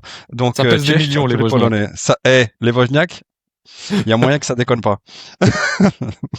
Non, mais moi, je vous dirais, j'ai backé ce jeu de Witcher Legacy parce que je ne me souviens plus qu'est-ce qui m'a pris. J'ai cliqué. Et j'en espère beaucoup, beaucoup, beaucoup comme vous parce que c'est une licence qu'on aime. Moi, j'ai joué aux jeux vidéo comme vous. Et je vous en dirai plus quand j'y aurai joué. Et je serai totalement transparent. Si c'est de la merde, je vous le dirai. C'est jamais de la merde, hein. Je pense que c'est plutôt le côté OK game. Exactement. Et faut pas oublier, Nils, quand tu parlais des chiffres, hein, à quel point CD Projekt Red, donc l'éditeur du jeu vidéo qui détient les droits de la licence, des licences d'ailleurs, parce qu'on parle de Cyberpunk aussi, avait servi littéralement de caisse de résonance avec une publicité même intra-jeu vidéo. Enfin, dans leur jeu vidéo, tu vois, il y avait une com sur Ah oui Cyberpunk, c'était démentiel. Donc je suis surpris, Alex, finalement, que tu n'aies été touché par cette publicité que maintenant, ou par toute cette com, alors que tu es Oui. un fan de la licence, parce qu'ils avaient vraiment arrosé large. Moins sur Pass of Destiny, on dirait qu'ils y croyaient un peu moins, mais sur Old World et Cyberpunk, ils avaient tabassé vraiment en termes de pub et de communication, Ça doit être parce que je suis en Belgique. peut-être. Oui, t'as pas toutes les pubs, Peut-être. toi. Hein. C'est le gouvernement, je crois, qui ouvre et qui ferme Internet aussi. Moi, je par suis en moment. région flamande, hein. C'est en néerlandais En ici. plus, ouais, c'est quasiment la dictature. Ouais, c'est pour ça. Ouais, non, je ne te permettrai pas de dire ça. Je suis néerlandophone de moi-même, De moi-même. par mes enfants. Par moi-même. De par moi-même, par mes enfants, parce que je ne parle pas bien la langue néerlandaise. Mais non, on est très bien ici. Hein. Oui, j'imagine.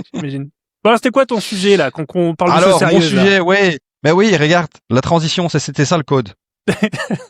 La transition, c'était, justement, on y arrive avec Awake Realms. Et la Pologne que je salue vraiment parce que la Pologne fait partie de ma famille par alliance.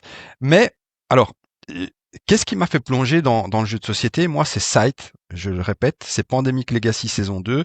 Et mon premier Kickstarter, c'était Tainted Grey. Et ça, c'est comme vous l'avez expliqué pendant le podcast, c'est que ton premier KS, tu regardes, tu attends les nouvelles et quand tu le reçois, t'es tellement heureux. T'es vraiment comme un gosse quoi qui reçoit sa première Super Nintendo. Et j'ai fini le jeu et j'étais émerveillé. Et c'est ce qui m'a fait plonger dans le jeu narratif. Et c'est toujours le style de jeu que je préfère. Et donc, j'ai donné beaucoup de comment dire, de trust, de confiance à Awaken Realms. Et je crois que j'ai backé plus ou moins tout ce qu'ils ont fait, mais j'ai eu une grosse déception avec, comment s'appelle-t-il? Le jeu que j'ai découpé le plateau. Tu l'as Etherfields. mentionné là tantôt, Etherfields. J'étais tellement déçu, je lui ai donné tellement de chance, j'ai coupé le plateau pour qu'il soit plus ergonomique, j'ai coupé dans ma table avec le cutter, et j'ai pas accroché à l'expérience. Et donc, parce que j'aime beaucoup cet éditeur, parce que ça a été celui qui m'a amené dans le jeu narratif, j'ai continué à backer. Dragon Eclipse est sorti sur GameFound, et je me suis dit, oh, j'ai vraiment plaidé à contre-cœur. Je me suis dit, je vais attendre la sortie boutique. Et puis, de nouveau, je sais pas pourquoi, on prend des décisions comme ça un petit peu à l'emporte-pièce. J'ai cliqué et j'ai fait le radin.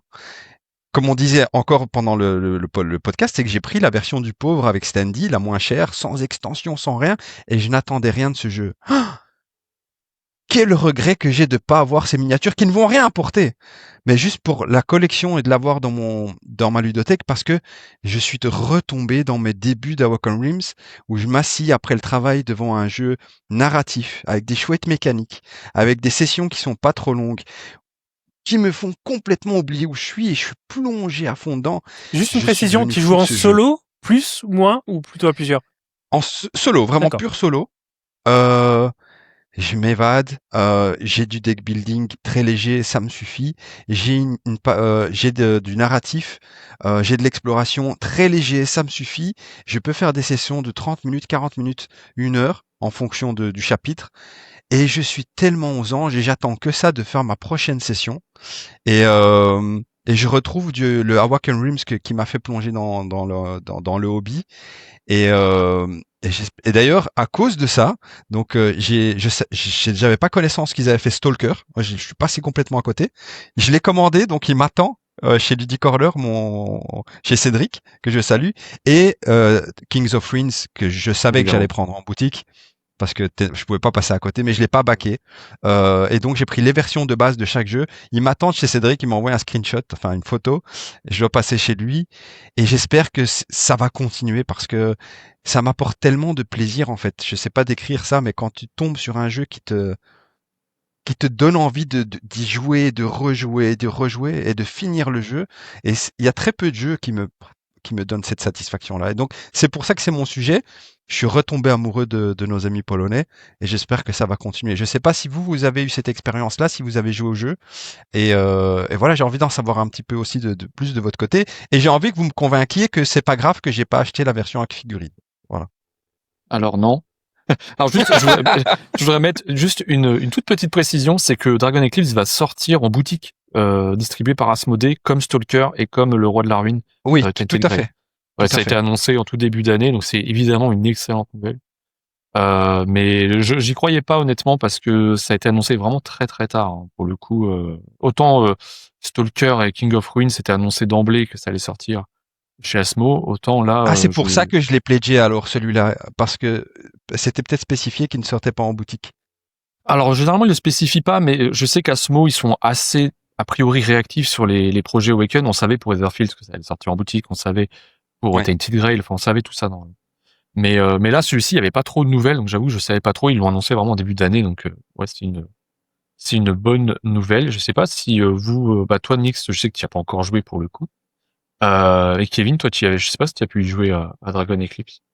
Alors non, moi j'ai le parcours inverse d'Alex, c'est-à-dire que moi je l'ai backé à l'époque de la campagne, et 3-4 mois après, je suis revenu sur ma décision pour annuler mon pledge, ce qui arrive très rarement. J'ai dû faire ça 2 fois en 6-7 ans. Hem Et je le regrette pas. En réalité, je suis plutôt content d'avoir pu récupérer mon argent là-dessus parce que, contrairement à Alex, je suis pas très, très, orienté jeu à Mhm. campagne narrative. Pour la simple et bonne raison que quand tu te lances dans une campagne narrative, généralement, ça veut dire que tu sacrifies pas mal de temps que tu vas pas donner, que tu vas pas octroyer aux autres jeux. Et c'est encore plus de frustration et j'ai pas Mm. envie de me lancer dans ce genre d'aventure-là, même si, si je l'avais backé à l'origine, c'était pour une bonne raison. C'est-à-dire qu'il avait l'air d'être vraiment cool déjà à l'époque. Il y avait forcément un petit peu cette vibe un petit peu de Pokémon, Oui, oui, qui tout à fait. sans le dire, tu sentais qu'il y avait quand même de grandes inspirations de Pokémon. Et même si je n'avais jamais été très, très, très fan de Pokémon, il y avait quand même cette nostalgie qui jouait un tout petit peu à minima. Et puis aussi la DA qui était absolument magnifique. Les cartes étaient Oui. absolument sublimes et ça donnait forcément envie. Et là-dessus, ils sont très, très forts. Ils savent communiquer là-dessus. Donc, ça m'avait beaucoup attiré, mais je suis quand même content finalement ne pas y être allé. Ouais. Ok. C'est marrant ce que Et tu vous? dis sur les jeux narratifs. Je suis complètement dans le même esprit que toi, sauf que je les achète. Je les achète, mais j'y joue pas parce que, enfin, si j'y joue, mais c'est très épisodique et c'est pas ce qui devrait être pour des jeux à campagne. Ça devrait être plus régulier, quoi. Moi, pour le coup, j'y ai joué, du coup, Alex, à Dragon Oui. Eclipse. J'avais joué sur la VO à l'époque. Maintenant, j'ai la VF. D'ailleurs, la VF est en cours de livraison ou est complètement livrée en ce moment, je suis plus sûr. Et je trouve le jeu assez exceptionnel dans dans son approche narrative qui est légère pour le coup. C'est pas Légère. Oui.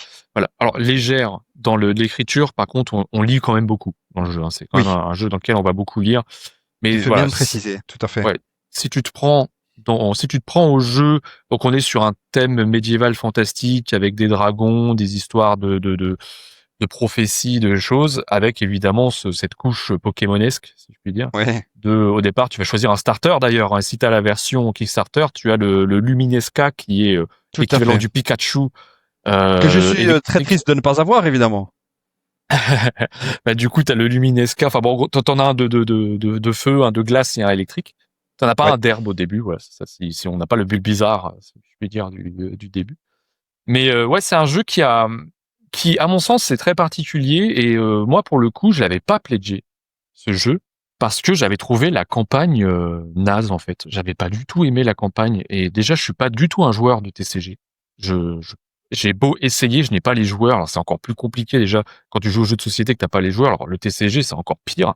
En plus de ça, d'être un véritable gouffre financier.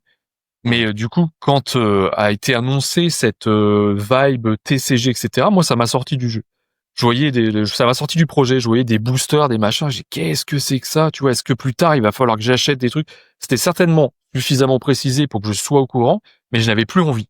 Et donc j'ai pas pledgé le jeu, je dis je comprends pas le projet, ça m'intéresse pas. Et je l'ai découvert par hasard parce que en fait Waken m'ont dit est-ce que tu veux le tester? J'ai testé le truc et je suis tombé complètement amoureux du jeu, je suis complètement amoureux de la narration, de la mécanique de jeu qui est ultra simple, la construction de deck, je n'aime pas ça de base, mais là elle est amenée intelligemment dans le sens où tu ne te retrouves pas avec un gigatonne de cartes et te dire attends, faut que je fasse des synergies, des machins. Justement, c'est là où entrent en jeu ces différents boosters qui vont apporter quelque chose. Et pour le coup, Alex, je suis désolé, mais les figurines sont incroyables. Je sais qu'elles sont incroyables. Eclipse, elles sont incroyables. Et mais les standees sont vraiment beaux pour le coup. Si tu ne peins pas les figurines, ça apporte un petit cachet.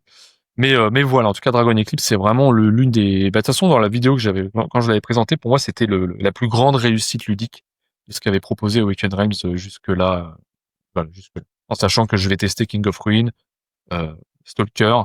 Et puis j'avais fait Bill aussi, Bill of the Asylum, qui est ultra prometteur. J'ai pas fait celui-là non plus. J'ai eu que le proto, hein, le jeu n'est pas sorti. Mais par contre, j'ai adoré l'idée. Et tu vois, quand on raccroche par rapport à ce que tu disais, Nix, tout à l'heure, avec les licences, etc., je trouve ça honorable, du coup. Alors, je sais pas si c'est de ma vision, mais je trouve ça honorable d'implémenter de créer de nouvelles licences, de nouveaux univers, sans te baser sur une licence déjà existante. Et Bilo réussit à mon sens, à faire ça. Donc, c'est en ce sens aussi pour ça que je trouve que Waken Realms réussit à fédérer des joueurs, c'est qu'il y a de l'opportunisme parfois, notamment sur toutes les mises à la duplication des Ravensburger, etc. Même si c'est un contrat finalement qui est lié avec Ravensburger, qui fait que on pourrait se dire c'est vraiment pour faire du fric, mais en fait ça marche, les gens sont là. Mais tu vois, le capable de créer un nouveau jeu, un nouvel univers, je trouve ça toujours très intéressant. C'est pour ça que j'aurais toujours plus d'attrait en tant que joueur vers ce que propose Awaken Realms que ce que propose Gohanborn. Alors j'ai plein de questions pour vous. D'abord, Nils, tu parles donc de... Parce qu'à la base, c'est Nils qui m'a le plus chauffé sur Dragon Eclipse. C'est quand même pas banal, c'est que comme Kevin, et c'est quand même un sacré hasard parce que ça ne m'arrive jamais, j'ai annulé mon pledge après coup. Alors certainement parce que la campagne était pourrie, certainement aussi parce que j'étais sur ma phase de désamour où j'étais, sans dire que c'est mauvais bien sûr, mais un peu déçu d'ISS Vanguard, j'étais un peu déçu de Desert Fields. J'ai détesté Vanguard aussi. Ouais. Oui, en fait, c'était ça mes déceptions. Excuse-moi, je rebondis, mais merci pour me rafraîchir la mémoire. Ouais, voilà. Et que j'ai encore, parce que je voudrais lui donner une deuxième chance un jour, mais bref.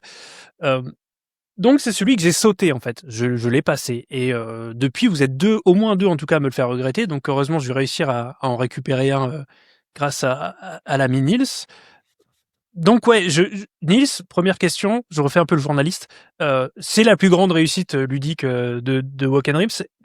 Est-ce que tu prends en compte les jeux qui sont sortis avant? Comment tu le compares? Parce que si tu me dis, par exemple, j'ai adoré Tainted Grail, sachant que moi j'ai détesté, ça met en perspective ce que tu me dis, tu vois. Alors, Tainted Grail, je l'ai pas adoré parce que déjà, je trouvais que le premier draft des règles était affreux. Vraiment, je trouvais le jeu d'un punitif au-delà du raisonnable, ce qui fait que ça a découragé tous les potes qui ont joué autour, et donc intrinsèquement, intrinsèquement, ça m'a découragé, même si je trouve l'univers dingue. Vraiment, je trouve il emprunte de quelque chose que j'aime énormément. Donc, j'ai joué à ça. J'ai tous les Nemesis à la maison, qui est un de mes jeux préférés. C'est très polarisant, Nemesis. Pour moi, c'est un de mes jeux favoris. J'ai tous les Nemesis. J'avais fait Everfields, que j'avais détesté. Oui. Pour le coup, je sais que tu l'aimes beaucoup, Onyx, mais moi, j'ai détesté. C'est fou, hein. Everfields, et ça a été vraiment une énorme déception parce qu'encore une fois il y avait toujours cette empreinte Awaken sur un univers qui était créé, qui était très original, très beau, qui était assez incroyable, sauf qu'en termes de gameplay, le plateau il m'a rendu fou aussi, je suis d'accord. Ça c'est dingue. Et même lance, non mais tu vois, il y a des gens, je sais, qui ont fait réimprimer des plateaux horizontaux, tu vois, pour te dire à quel point la dinguerie où ça allait. Tu dis mais qui a joué à ça, quoi, pour te rendre compte que le plateau ça va pas, quoi. Et donc j'avais ça. Et j'en oublie certainement d'autres. En gros, j'ai joué à tous les Awaken. J'ai au moins joué à tous les Awaken. Et je te parle de ça au moment où la vidéo est sortie, donc l'année dernière sur la version originale. Et entre temps, j'ai joué à ISS Vanguard, qui a été aussi pour moi une déception. Je suis pas, j'ai trouvé beaucoup trop de manipulation. Je l'ai trouvé beaucoup trop tableau Excel. Pas grand chose. Et pas grand chose. Voilà. Je comprends l'idée, tu vois, de la manipulation pour pouvoir créer ton crew dans ton classeur, etc. Je trouve ça super intelligent. Mais en fait, en gameplay, je trouve ça ultra fastidieux. Et moi, ça m'a sorti du jeu. Ça m'a sorti du jeu.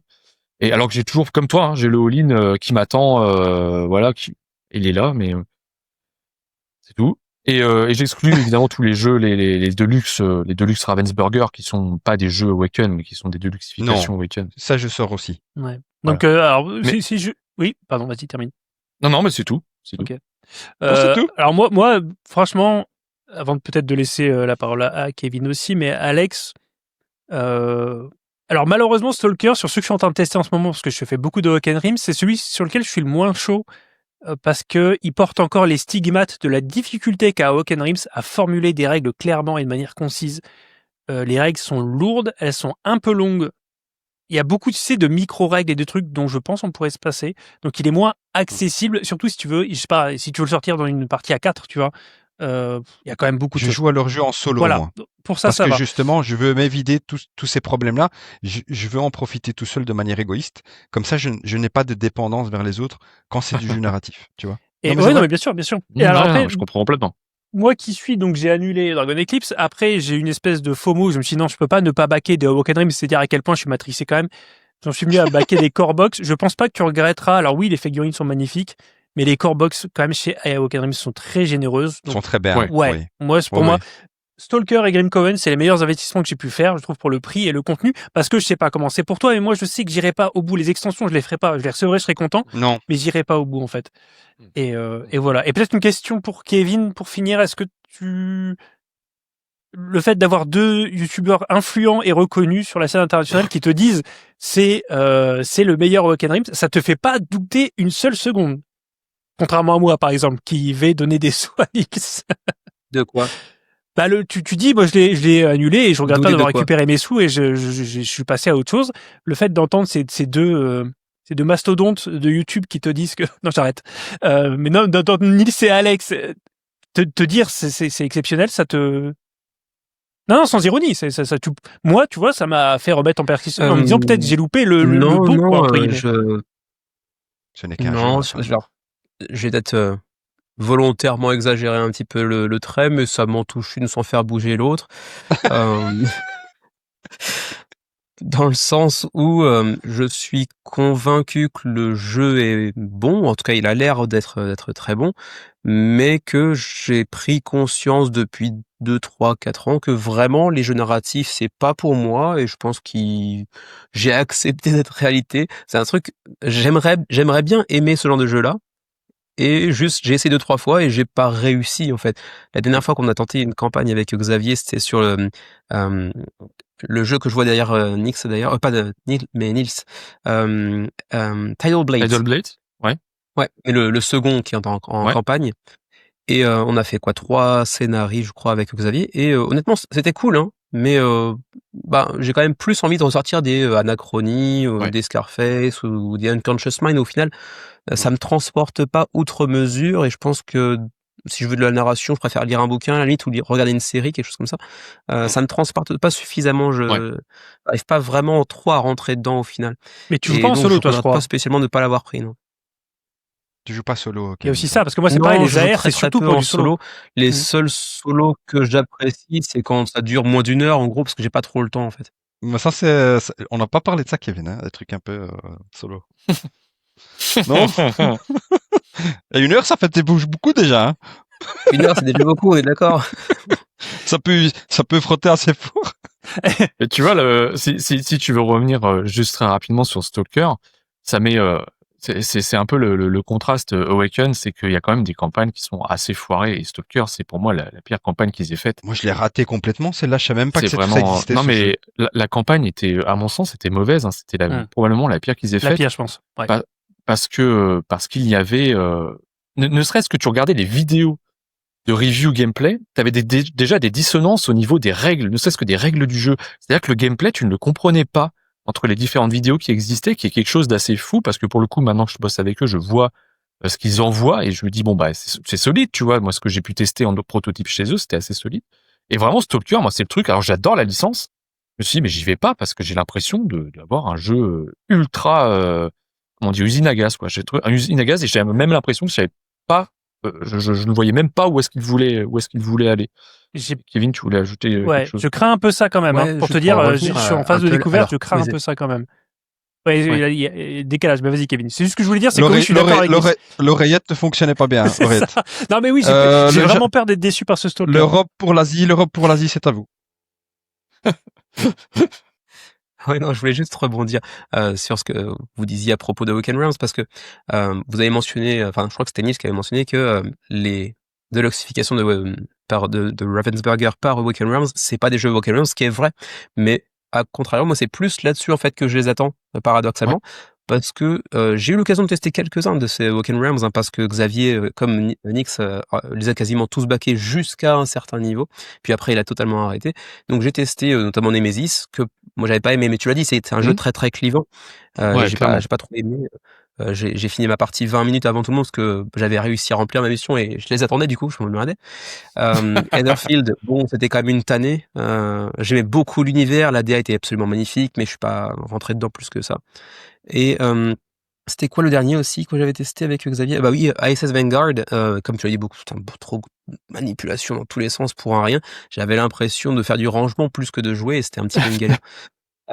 Par contre, et on en a parlé un petit peu en off, les rééditions des jeux Ravensburger de Luxification, c'est pour moi une vraie porte d'entrée à un manque que je pouvais ressentir parce que je suis peut-être arrivé ou revenu un petit peu sur le tard dans le jeu de société, je dirais en 2018, et du coup il y a plein de classiques à côté desquels je suis passé, dont Agricola, dont les Châteaux de Bourgogne, et quand tu arrives, en plus moi je suis au Japon, donc je passe essentiellement par KS, par GameFund et compagnie, et pas en boutique. Et du coup, quand tu passes d'abord sur du KS, sur du GameFund avant les boutiques, pour commencer ton entrée dans le jeu de société, on va dire, ben, les premières éditions des Châteaux de Bourgogne, d'Agricola, elles sont trop moches en fait. Et c'est juste Mmh. trop dur quand t'es habitué aux jeux deluxifiés et hyper beaux. Et du Je suis coup, d'accord avec moi, Kevin. c'est des belles portes d'entrée, justement, ces rééditions deluxifiées de Agricola, des Châteaux de Bourgogne, pour me faire, entre guillemets, une culture ludique, quoi, en gros. Je suis d'accord avec toi, Kevin. Et euh, moi, je crois on a plus ou moins tous le même parcours. On a joué peut-être quand on était petit, et au Monopoly, au Stratego et à Intrigue à Venise. Et c'est vrai que ça donne beaucoup plus envie. Bon, j'avais les Châteaux de Bourgogne, mais par exemple, il me donne envie de découvrir ces jeux, certains que je ne connais pas. Mais par contre, je vais pas les baquer parce que je sais qu'en fait, ils vont sortir en boutique et si à ce moment donné, au moment Ouais. T, je le vois dans la boutique, j'ai envie de le prendre, je le prends. Alors que dans leur jeu narratif, c'est déjà parce que bon, je pense qu'on a deux. Toi, tu n'aimes pas les jeux narratifs. Pour moi, passer à côté d'un jeu narratif, c'est quelque chose de waouh, tu vois. Mais par contre, je suis d'accord avec toi. Grâce à eux, on peut découvrir certaines pépites qu'on n'a pas connues parce qu'ils sont très moches et très vieux. Soyons très honnêtes. Et on a une affinité avec ça, hein. Mais Il y a Alex, des gens qui sont très allemands et nous, on aime les choses belles. est-ce Voilà. que le FOMO, Alex, parce que je le ressens comme ça aussi, est-ce que le FOMO est pas encore plus fort sur un jeu narratif ou sur un Eurogame, tu dis bon, je vais louper des pièces en métal et des figurines. Sur un narratif, souvent le FOMO, c'est ouais, mais regarde, il y a un chapitre en plus ou une aventure en plus. Je ne back que du jeu narratif. Ouais, mais je veux dire, Je est-ce ne que le fais que FOMO est pas je me encore plus plaise pas. violent quand on te Ah oui, parle de oui, contenu de jeu et non pas de deluxification? oui. C'est ça que je veux Ah dire. non, non parce que en fait j'ai réalisé très vite que par exemple Tainted Grail qui est toujours un de mes jeux préférés, je comprends qu'il a des soucis et tout ça, mais moi ça reste une claque ludique. J'ai reçu 2 extensions. J'ai commencé une extension, je l'ai pas finie. C'est pas Ok. parce que elle était pas bien, mais parce qu'en fait, comme tu as dit, Kevin, tu dois t'asseoir pendant peut-être 30 heures Mmh. pour finir le jeu. Moi, ça m'a plu de jouer à une des extensions. Je suis passé à autre chose. J'avais envie, comme je l'ai dit avant, Ouais. quand je vois un jeu, bah, si j'ai envie d'y jouer, j'y joue. Et donc, je ne prends pas les extensions. Et si après, comme on l'a dit encore une fois aujourd'hui, si ça me plaît vraiment et que j'ai envie de compléter, je vais aller trouver, je vais acheter et tout ça. Mais non, le FOMO, c'est vraiment, je risque de ne pas l'avoir en boutique et donc je le prends. Et comme pour Dragon Eclipse, j'ai pas pris la Deluxe, mais j'ai un petit Après, tu regret, mais regrettes, ouais. bon, c'est pas grave. Ouais. Et pour clore le sujet, j'ai une petite question pour ceux, en tout cas, qui ont eu l'occasion d'approcher ce jeu-là. Plus personne n'en parle.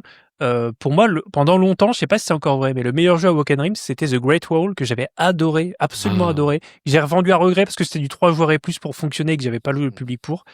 Quel est votre regard sur ce jeu-là? J'aimerais bien savoir pour ceux qui l'ont essayé ou Ah ben, approché. je vais commencer parce que ça va aller très vite. Celui-là ne m'a pas du tout attiré, donc j'ai aucune connaissance du jeu. Ok. Alors moi, pour le coup, je l'ai reçu par un membre du Discord.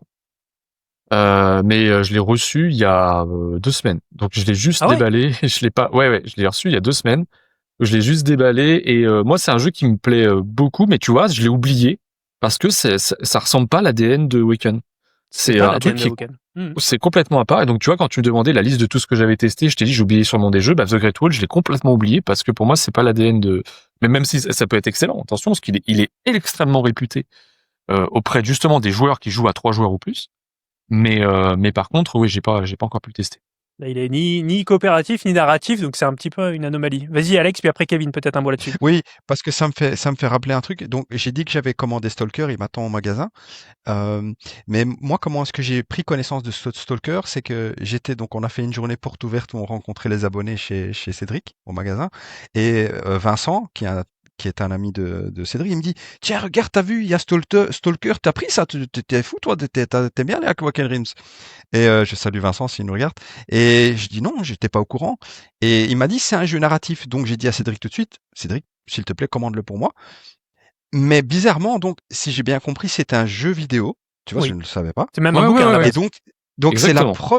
c'est la première licence. Est-ce que c'est la première licence qui dérive d'un jeu vidéo, d'une licence À ma existante? connaissance, oui, à Woken Rims. Eh ben, tu vois, c'est le seul jeu narratif qu'ils ont produit, et pourtant Bon. je suis tout ce qu'ils font. Ah, C'est il y pas la a un première. nom là-bas. Il y a un nom à ma droite. This Oui. War of Mine. Ah merde, mais Oui, bien sûr. oui, c'est vrai. Bien Et que sûr. j'ai backé Que j'ai la, adoré en plus. Mais que oui. j'ai backé Pareil. maintenant la nouvelle version. Pareil, je l'ai oublié celui-là, tu vois. Mais oui, bien sûr. C'est Mais il est vrai. trop vieux. Mais oui, super, Et super. qui est un monument de la communauté solo d'ailleurs. Exactement, Sur exactement. Oui, tout à fait, tout à fait. Je l'ai revendu et là ils ont sorti la nouvelle truc. Là, je l'attends, je l'ai backé aussi. Pour dire que je back vraiment du Wacken Rims, mais bizarrement, ce Stalker, je suis passé à côté, quoi. J'ai pas vu le truc. Et pourtant, c'est dérivé d'une licence et des machins. Et donc, est-ce que je suis plus attiré par ce qu'ils inventent? Ou est-ce que simplement ils traitent ce genre de jeu, comment dire, de campagne de participative, ouais, C'est long hein, quand tu parles ce quand même. genre, ouais. Et La fatigue. est-ce que c'est parce que ils traitent différemment les jeux à licence, comme par exemple les jeux Ravensburger et ici Stalker, et je passe à côté tout simplement parce que ça me parle pas, parce que c'est pas l'ADN à Wacken Rims. C'est peut-être ce que j'ai pas réussi à vous faire dire. Je voulais aller sur ce terrain-là de est-ce qu'une licence ça ajoute pas des contraintes. Bon, Nils a parlé de risques, c'est vrai, mais ça ajoute aussi des contraintes. Et ce Stalker a l'air d'être une usine à gaz. Est-ce que c'est parce que c'est adapté sur une licence? J'en sais rien. Et en plus, je veux pas te refroidir parce que j'ai pas encore joué. Juste le bouquin de règles m'attire. Enfin, le début là, ça me laisse présager un truc assez indigeste. Mais bref, Kevin. C'est vrai que ce Stalker et aussi du coup le Great Wall, c'est certainement les jeux qui seront les moins entre guillemets tamponnés Awaken Realms pour le coup. Et c'est finalement peut-être pas Stalker parce que c'est une licence de jeu vidéo que je connais pas du tout, donc qui m'attire pas. Mais The Great Wall, je sais que c'est peut-être celui qui m'attirerait le plus au final. Mais en fait, comme tu l'as dit tout à l'heure, c'est un jeu plutôt 3+, et on n'a jamais tellement l'occasion enfin si, pas jamais, mais très rarement l'occasion de jouer à plus de 3, et du coup l'investissement est un petit peu trop conséquent pour vraiment pouvoir en profiter très rarement, donc j'y suis pas allé. Mais il a une très très bonne réputation, beaucoup plus niche que le reste de leur catalogue, mais ceux qui y jouent généralement le trouvent excellent, donc ouais, j'aimerais bien un de ces jours, si je peux pouvoir le tester un de ces jours, ouais, ce serait avec grand plaisir. Pareil, j'aimerais aussi. Il a de très bonne réputation de Ouais. ce que j'ai entendu du jeu. Il la mérite vraiment. Très bien, messieurs. Eh ben, écoutez, il nous reste quelques minutes pour peut-être déjà remercier les gens qui nous suivent et qui nous ont suivis, puisque l'émission qu'on a faite tous les trois, dont Kevin me parle encore, parce qu'il n'endort pas la nuit d'avoir loupé cette occasion de briller et d'être là Mais au moment clé. C'est de notre faute. Cette émission a été très suivie. On vous en remercie, très commentée. On était ravis. D'ailleurs, je vous remercie vous aussi là d'avoir suivi dans les commentaires et d'avoir participé à la conversation, Alex et Niels.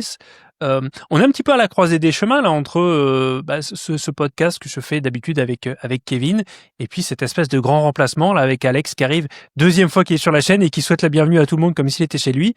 C'est chez moi ici. Comment vous avez quel retour vous avez eu sur vos communautés? Comment vous avez ressenti cette émission après coup? Je sais pas, un petit peu. J'ouvre un peu le micro là à vous trois. Moi, écoute, je vais commencer parce que je suis le plus âgé, hein, le vieux schnock. Moi, je suis déçu parce qu'on n'a pas fait 10 000 vues en 2 jours. alors que je tablais sur ça pour pouvoir montrer ma culotte. Et donc, vous ne verrez pas mon slip. Et d'ailleurs, je peux vous le montrer parce que, voilà, je suis en jeans.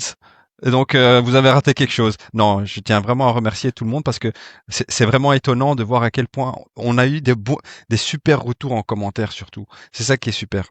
Beaucoup d'interactions, beaucoup de retours positifs.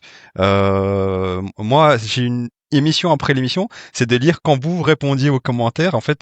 Et voilà, c'est que du plaisir et un grand merci à tout le monde d'avoir soutenu. Et on s'excuse auprès de Kevin parce que c'était nous qui n'avions pas possibilité de faire un agenda pour que Kevin puisse se joindre à nous. Et c'est pour ça qu'aujourd'hui on est content. Parce que c'est un enfant un petit peu spécial. Hein. Il faut un aménagement particulier. Non, bah après les retours moi, de mon côté, c'était vachement bon, c'était chouette. En fait, je trouve, c'était assez organique en fait. Et c'est ça qui est cool dans ce format-là, c'est d'avoir quelque chose où même si quelqu'un n'a pas d'appétence avec le sujet, parce que la dernière fois on a quand même parlé beaucoup de création de contenu, réseaux sociaux, etc. Et de ça nous, permet d'avoir ça permet d'avoir un peu l'envers du décor. Même des personnes qui ne seraient pas posées des questions, qui permettent de se raccrocher à certaines choses. Donc, en ce sens, je trouve que ça a été bien reçu et c'était chouette. Non, ce qui m'a marqué, c'est que généralement, donc on fait des missions avec Kevin et puis à un moment, je me dis la plus-value pour Kevin, par exemple, ou dans les deux sens ça marche. Hein, elle est nulle parce que maintenant les gens qui connaissent Kevin me connaissent et réciproquement. Et malgré tout, on voit dans les commentaires. Et j'espère qu'à partir de la prochaine fois, on pourra traiter des commentaires parce que j'aime bien faire ça, débattre des commentaires sur l'émission. On a vu dans les commentaires des gens qui disent mince, je connaissais pas Nils, je connaissais pas Alex. Oui, et on se rend compte qu'en fait, on a encore des gens pour qui on n'apparaît pas dans le flux. Et je sais pas, moi, j'ai l'impression que c'est au bout de X années, tout le monde m'a vu passer au moins une fois, et puis ils ont fait leur choix entre je m'abonne ou je m'abonne pas. Et visiblement, non, c'est pas le cas du tout, quoi. Chez nous, on appelle ça tout ce que tu viens de faire, on appelle ça un dickeneck, un gros coup. Ça veut dire que tu pensais vraiment que tout le monde te connaît. Bah, que tout le monde avait eu l'occasion de faire son. À un moment, avec l'algorithme, si tu t'intéresses aux sociétés, tu vois ce que je veux dire. Je te taquine. Non, mais non, moi, comme ce serait bien une fois qu'on passe à travers les commentaires. Ça peut être sympa comme exercice et de réagir en fait en live sur les commentaires. Et oui, comme tu dis, certains ne nous connaissaient pas. Et alors moi, ce que j'ai beaucoup aimé, c'est la transparence de certains qui disent je vous connais tous les trois. Je vous suis. Moi, je me souviens par exemple, je vais me prendre encore. Donc, je connais Nix que je suis, je connais Nils que je suis.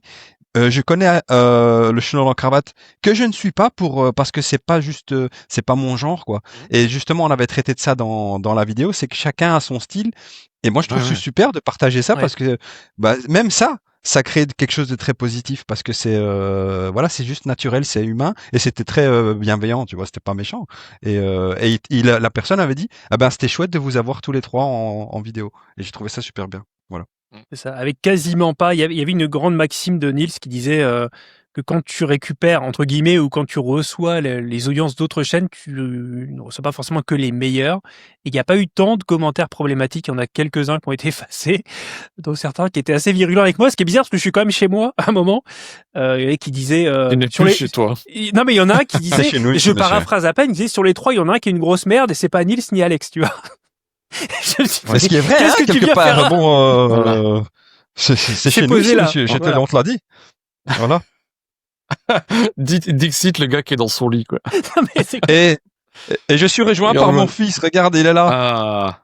Pourquoi? Parce que ça fait plusieurs heures qu'il attend pour jouer à la Xbox. Il a faim, parce que la Xbox est branchée là. Ah punaise. Bon allez, enchaîne. Il joue à la Xbox, le pauvre là. Oui, voilà. Alors combien de vues pour voir combien de vues pour voir la culotte là cette fois? Où est-ce qu'on fixe la barre, Alex? Ah bah je vous laisse choisir. De toute façon moi gratuitement je vous montre la culotte. Donc, ah oui bon. Mais qui paye pour le faire. Moi je paye s'il faut, pas de problème. Mais c'est vous qui mettez la barre. Kevin, combien? Toi l'expert du financement. Est-ce que ça se mérite déjà, tu vois? C'est pas les mêmes chiffres, mais on va dire 7500. 7500. Toi Kevin, tu veux vraiment voir ma culotte toi parce que les 7005 on va les faire. Bon, en tout cas, merci. On va laisser la place libre pour le fils d'Alex qui puisse jouer à la Xbox. On vous remercie donc encore une fois pour votre soutien sur ces émissions qui demandent mine de rien du temps et de l'organisation, même si certains arrivent sans filet. On espère remettre ça le mois prochain. Et le mois prochain, a priori, ce sera sérieux puisqu'Alex ne sera pas là, puisqu'il sera en plein déménagement. Donc on devrait pouvoir relever un petit peu le niveau. Enfin. Oui, pas de problème. Mais je peux vous envoyer un caleçon. Hein. Pas de problème, ça. N'hésitez pas en tout cas à commenter, promis cette fois-ci je vais garder certains commentaires, on en débattra en direct et je veux qu'on garde ce pli qu'on avait pris avec Kevin en fin d'année dernière. N'hésitez pas aussi à vous abonner à toutes ces merveilleuses chaînes et ces merveilleux créateurs qui sont actuellement devant vous. On vous la souhaite bonne, on vous donne rendez-vous début février, d'ici là portez-vous bien, salut. Ciao. Et salut. Salut tout le monde. Ici l'Europe, au revoir l'Asie. Vous me recevez? Je vous reçois.